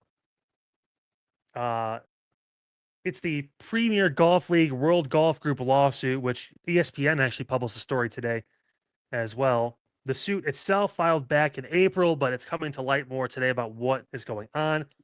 Premier Golf League, or PGL, and its parent World Golf Group, a British group, they're saying that it conceived the idea for a global golf league years before Live even existed. Liv's been around for a number of years now.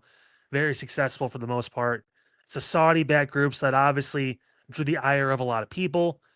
Phil Mickelson, when he wasn't inappropriately touching people at golf clubs in California, he was a part of it. John Rahm, Bryson DeChambeau, some really big names have been entrenched in Live Golf essentially since the beginning. So Live, Saudi Arabia's public investment fund, the PIF, Golf Saudi, and two individuals, former WGG founders Richard Marsh and Jed Moore, are being sued. Breach of confidence and unlawful means conspiracy, plus breach of fiduciary duty against Marsh and Moore for allegedly helping the Saudis launch Live. So some sour grapes there. The suit seeks between $210 and $630 million. Again, the complaint alleges Live Golf is essentially a copy of PGL in the concept. Shotgun starts, the original 54-hole format, team plus individual scoring, knockout team rounds, and 4-player franchises with a captain. The plaintiffs say Andy Gardner first conceived a World Golf League back in 2009, and WGG later gave PIF Golf Saudi reps access to a data room full of confidential business plans and contracts, which they claim were then used to build Live instead of investing in PGL. Commercial Court London, April 16th is when this was filed. ESPN just now being able to obtain and verify the filing as of today. So it's in the news. Live's already in shaky water. PIF announcing in April it will stop funding the golf league. So their future very much in question beyond this year.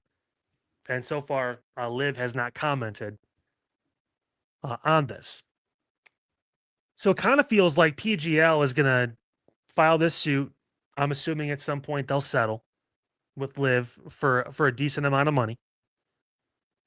And they're going to hit the ground running. Honestly, because Live is about to disappear. Which is sad to a point. And I get there's a political aspect of all this. And obviously there's ideological differences with most of the world compared to the Saudi Arabians and their practices and whatever it is. And I totally get that. I understand. I'm speaking from a context specifically off of the ability in sports to have competition. I am wholeheartedly certain the PGA Tour has gotten better because Live has existed. Whether this is the last year, whether they find a new investor, whatever it is. I am thoroughly convinced. The PGA Tour has a chance now to look at what they're doing. They're doing different types of things. They're adding more money into these purses for these players because these guys are signing $100+ million deals to go play golf, 12, 15 times a year for this Saudi league. And they're playing all over the world. It opened the door, and I give them a lot of credit for this. Bryson DeChambeau on YouTube as a golfer is fucking hilarious. Like, if you have some time to go down a rabbit hole, you talk about daily spirals and you want to spiral down a hole, go watch YouTube Golf. Watch Bryson DeChambeau and Bob Does Sports. Two of my favorite channels. Just so funny, so entertaining. The golf is better on Bryson's channel. The golf is funnier, a lot funnier on Bob Does Sports. But this kind of thing opened the door, because on a full tour schedule for Bryson, he's not able to make content for YouTube. He's unable to have these options to be able to do this kind of stuff. It's opened the door for more of these guys to get involved in the content creation space and entertain us and still make some pretty damn good money while they're doing it, and not burn them out and not have the same kind of stuff over and over again. Competition is always going to be vital.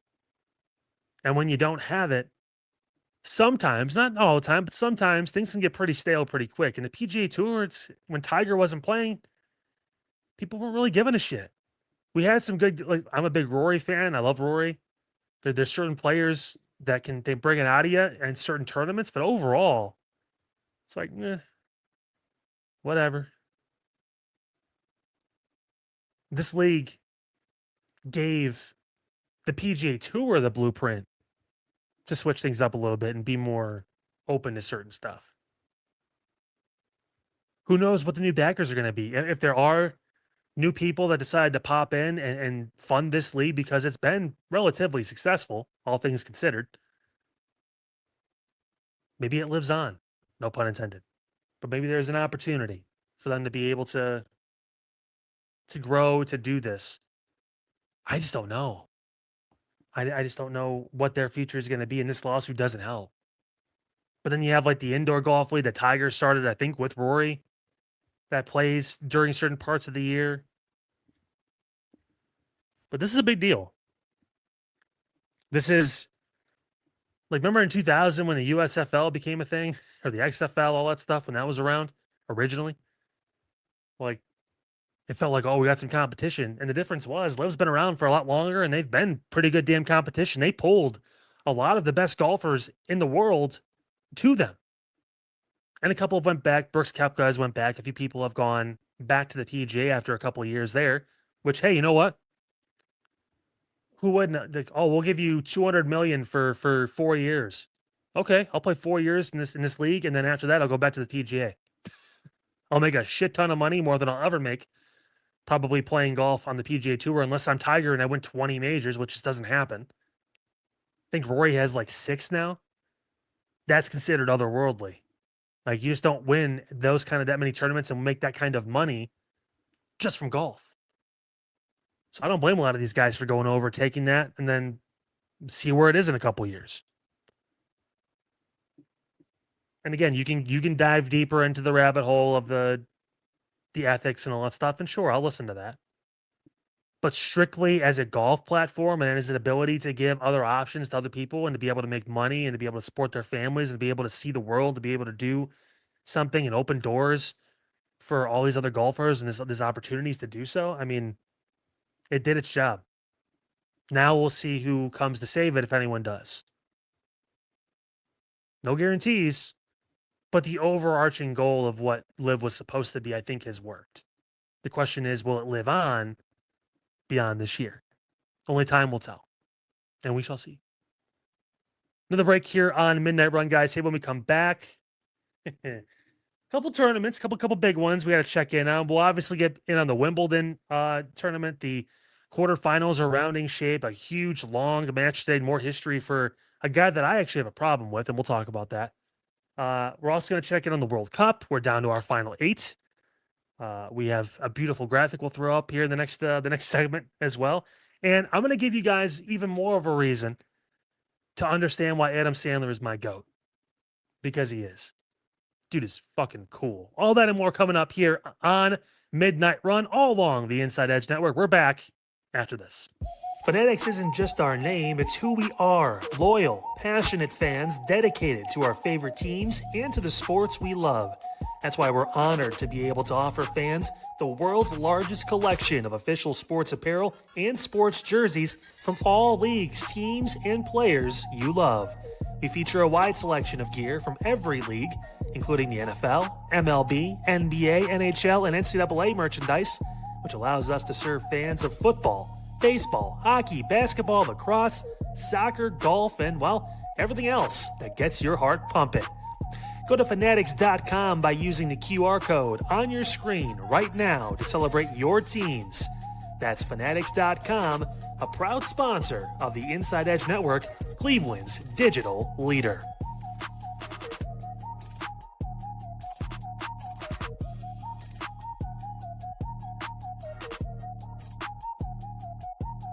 Small business owners are superheroes, but nowadays running your business means doing so inside your shop and on social media. That's why you should make Omega Video Marketing your sidekick. With a decade of content creation experience, I create dynamic, informative, and fun videos for your specific social needs that will increase brand awareness, get you more followers, and keep your social pages and websites current and fresh. I offer flexible pricing and turn times and will work with you to understand your brand and your story. All of that comes from the heart. My award-winning expertise is just the cherry on top. So let's get connected. After all, your brand is the alpha and my expertise is the omega. Discover our collection of handcrafted candles. That's right, every product is thoughtfully created in small batches free from harmful toxins for mindful everyday indulgence. Our candles are hand-poured in coconut soy wax with natural wood wicks, offering a long-lasting burn and rich fragrances. Create a cozy, safe ambiance for your home with candles from Alley Rose Fragrances. First-time customers use the promo code InsideEdge20 to receive 20% off your order. AlleyRoseFragrances.com, proud sponsor of the Inside Edge Podcast Network. Mosser Moments Photography is a husband and wife wedding photography team based in Cleveland, owned and operated by Inside Edge Network's very own Ryan Mosser and his wife Hallie. For the past 10 years, they've captured more than 100 weddings across Northeast Ohio and beyond, always working together as a true two-person team. Their style centers on authentic, emotional storytelling, documenting the real moments between two people in love and creating images that feel natural, comfortable, and true to the couple. Rooted in Northern Ohio but inspired by their travels, Ryan and Hallie bring a warm, personal approach to every wedding day. Their work blends experience, consistency, and a genuine passion for helping couples relive their best day through timeless photography. Learn more at MosserMomentsPhotography.com by using the QR code on your screen right now. MosserMomentsPhotography.com, a proud sponsor of the Inside Edge Network, Cleveland's digital leader.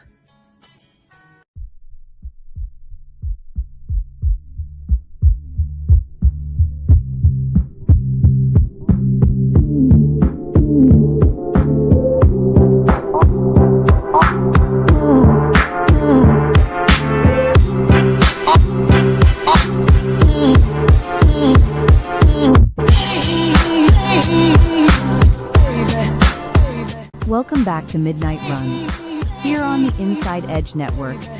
Here's your guest host, the salt to double A's pepper, Kyle Cornell.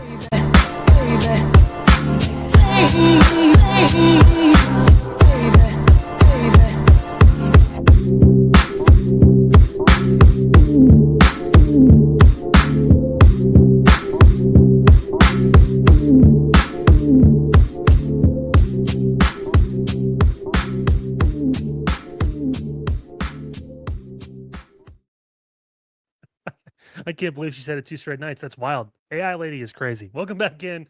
Midnight Run here on the Inside Edge Network. So happy you're with us as we take you through the rest of your evening from your late Tuesday and now to your early Wednesday morning. So happy you're with us here on the Inside Edge Network. And you can always find out when we go live, what we have going on by liking, subscribing, punching that notification bell at Inside Edge Net across all the different social media platforms you see there at the bottom of your screen. You can also check out our amazing website, InsideEdgeNetwork.com. Great opportunity to get to know all the different talent we have here on the network and check out the full show, the show schedule, great merchandise store, all that right there at your fingertips, InsideEdgeNetwork.com. And download our app on Roku. Again, all you got to do, if you have a Roku TV, you can just search Inside Edge Network, download the app so you can listen to us when you're cooking dinner, hanging out with the kids, just trying to have some fun, whatever it is. Maybe you're outside doing some stuff. You want to throw us on the app. You got Alexa, whatever it is. All you have to do is say, Alexa, play the Inside Edge Network, and we got you right there. Also, on your phone, too. I have the app on my phone as well. I take it wherever I go. If I don't want to fire up the old YouTube, I can just do that, too. So, Inside Edge Network on Roku. Take us wherever you need to take us right there on the app. All right, some news and notes as we get towards the end of the program here tonight for you guys. Let's talk about Wimbledon. We kind of have to at this point because today was crazy. And one of the reasons why was that guy, Novak Djokovic. What a match he had, 5 hours and 15 minutes.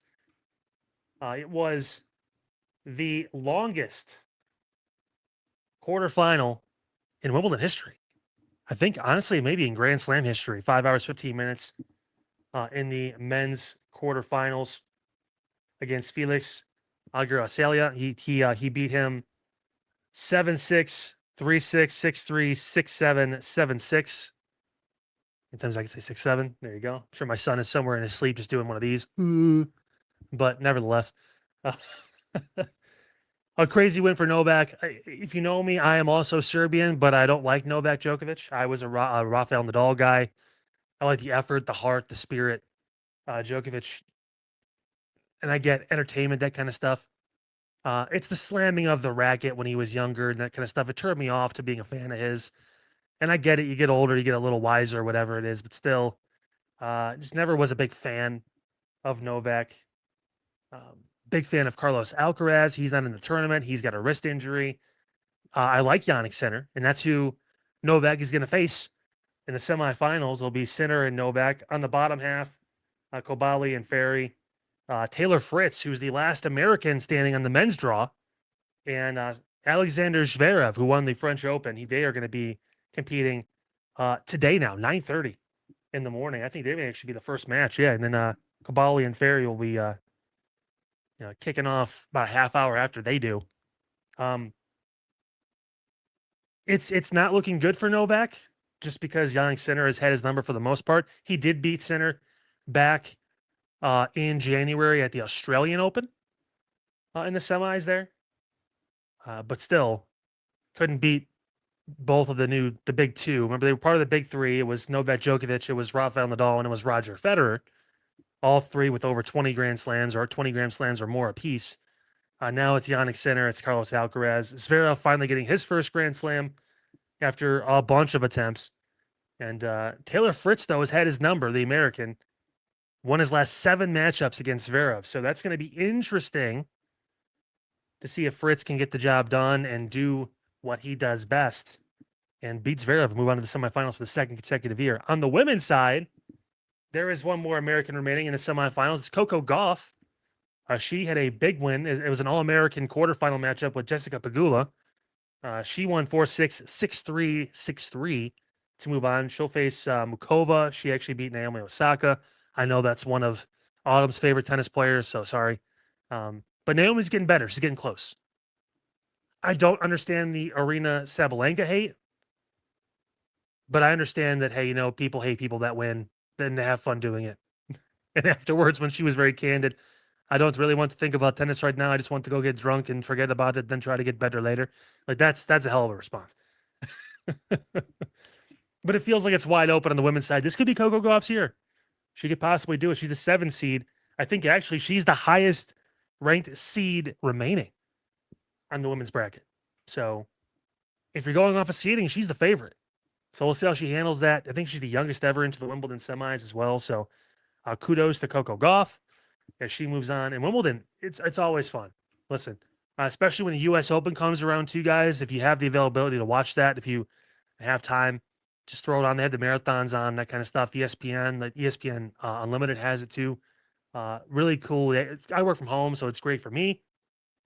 Just flip it on and you watch it, enjoy the show. Tennis is a really fun sport to watch. It definitely can be. There's a lot of emotion. And I'm not just saying that because I play it. It's definitely, it's really fun. And this Wimbledon is turning out to be interesting on both sides. The World Cup, that's also pretty interesting. We had some more controversy today, or I should say yesterday now. But we have our final 8. The bracket is set. And there you see it. The special Midnight Run bracket edition of the World Cup quarterfinals. On the top left, France and Morocco. Underneath them, Spain and Belgium. Ooh, I said Belgium. I felt all the U.S. fans cringe. Norway and England. That's going to be fun. And Argentina and Switzerland. These are the 2 teams that played yesterday. Argentina, controversy. Egypt was leading that match for seemingly all of it. And then all of a sudden, Argentina stormed back. Leo Messi leading the charge. The greatest player ever has Argentina into the quarterfinals. Again, I don't understand the Leo Messi hate. I think it's pretty universally known he is the best player of all time.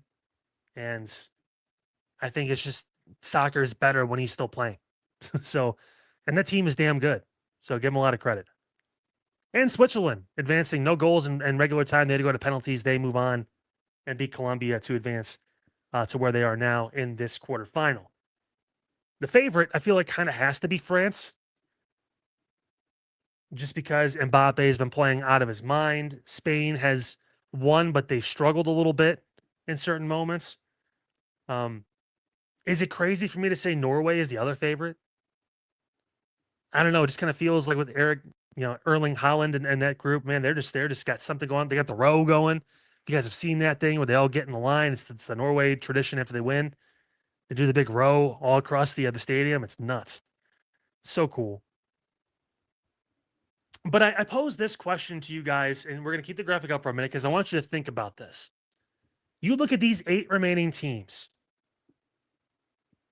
USA better than any of these guys? Honestly, if you're impartial, I know, listen, like I said yesterday, love our country, happy to be here, would not want to live anywhere else. Strictly off of the quality of soccer, football, whatever you want to call it. Realistically, is the U.S. better than any of these teams? The answer is no. Morocco has been on a hell of a run the past decade with what they've been able to do with their soccer program. Belgium's always been consistent. Spain, France, England, Argentina, always in the conversation. Norway, new, but a great team and a great player. Switzerland, another team that just always kind of seems to be around. It's just different. It's a different level of play. And what is it? I think 6 of the 8 teams are European. Morocco and Argentina. Morocco, obviously, Africa, and Argentina is South America. France, Spain, Belgium, Norway, England, Switzerland, all European countries. It's their sport. It's like if we had a World Cup for football, for like American football, yes, the USA team should be dominant. Dominant. Because that's our sport. But this is going to be fun. France and Morocco is going to be a great match. Love it. Spain and Belgium may be the one that I'm not looking forward to the most. Argentina and Switzerland's close, but you kind of expect Argentina to win that. Norway and England should be fucking awesome. If you're going to watch one of these, I think France and Morocco is close, but I think Norway and England's going to be a really good match. Those are 2 really good teams with really good individual players too. That's going to be fun. Way to burst out of the scene for Norway too. Wow. But a fun final 8. Hope you're enjoying the World Cup, even though the USA is not a part of it anymore. But got some great matchups as we get closer and closer to that final. I think it's, July 19th or something like that? Should be great. And the last thing I wanted to bring up here on Midnight Run before we head out, and this will be the last thing I talk about on the show, is my time as guest host is nearing an end. Saw a really cool story about Adam Sandler this past weekend. Yeah, there he is, just chilling on a basketball court. You can tell where he is. He sticks out because he's in the middle. Only guy I know that wears polos to play basketball, but listen, he's my GOAT for a reason. This dude on Friday officiated Travis Kelce and Taylor Swift's wedding. And then on Sunday said, you know what I want to do? I want to go play pickup basketball in Massachusetts. He's calling the city asking about, hey, do you guys have a court? Like, where can I go play? He goes, he shows up, he meets a bunch of random people, these kids, all this stuff. They have a great time. He stays, he hangs out, takes a group picture. This is coming off of the story I had on Unfiltered. I believe it was last week, where he calls Rob Schneider every week for the past 30 years just to check in. Adam Sandler's the fucking GOAT, man. This has got to be the coolest dude. Maybe he's up there of all time. Like, so fucking cool. One of my favorite comedians too of all time. One of my favorite actors of all time. People still ask me if I'm Jewish because I sung the Hanukkah song in 5th grade as a tribute during my book report that I was doing on him. And one of the things was, you could, instead of writing up full paper, you could just, do some sort of presentation for the class. And I brought the guitar up and sang the Hanukkah song, edited, of course, because I was in 5th grade. Couldn't say certain things. But worth it. Worth it. Such a cool ass dude, man. And I'm happy for those kids that get to play with them. And anyone who comes in contact with Adam Sandler, I feel like 99.9% of them say, awesome guy, just happy to be around him. And you know what? We were happy. And I was happy to be with you guys here on Midnight Run for these 2 nights. Appreciate you letting me into your homes, wherever you guys are, as we wrap up the show here. I believe Eli's taking over the ship tomorrow through the end of the week. I had a great 2 days. I know Double A is going to have a lot to talk about. Make sure you guys tune in to Unfiltered, my normal show, 5 p.m. Monday through Friday. Again, we're on vacation this week. There's some reruns playing some great episodes, though. Check them out. See if you like it. Tune in next Monday. We'll have our new episodes again starting back up. And I'll give you guys a hint. I do a thing at the end of the week called the Meme of the Week. We already have a picture taken and ready for Unfiltered. We debut it on Monday. We give you guys the full week to submit meme suggestions. Of course, you can follow my Facebook page, Unfiltered with Kyle Cornell. That's where I post this. I usually try to tag Inside Edge Network as well, Inside Edge Net on Facebook. You guys can find it there too. But we got a picture, and it is of the original host of this show, Double A Anthony Alford, that will be showing on Monday. So he's going to have a lot to get pissed off at me about starting next week when he gets back. But on a serious note, buddy, I love you. You guys know that I'm with you, and we're all here for you at the network, man. I appreciate you giving me the opportunity to do this for these past 2 nights. Appreciate Eli busting his ass like he always does, putting off his vacation a little bit to be able to run the ship. And we got a great group of people here, people. I mean, this is special group, special guys, special girls, and you just never know. You never truly know what's going to happen next here on the Inside Edge Network. But until that point, have a great rest of your evening. That's going to do it for Midnight Run. We'll see you tomorrow here on the Inside Edge Network.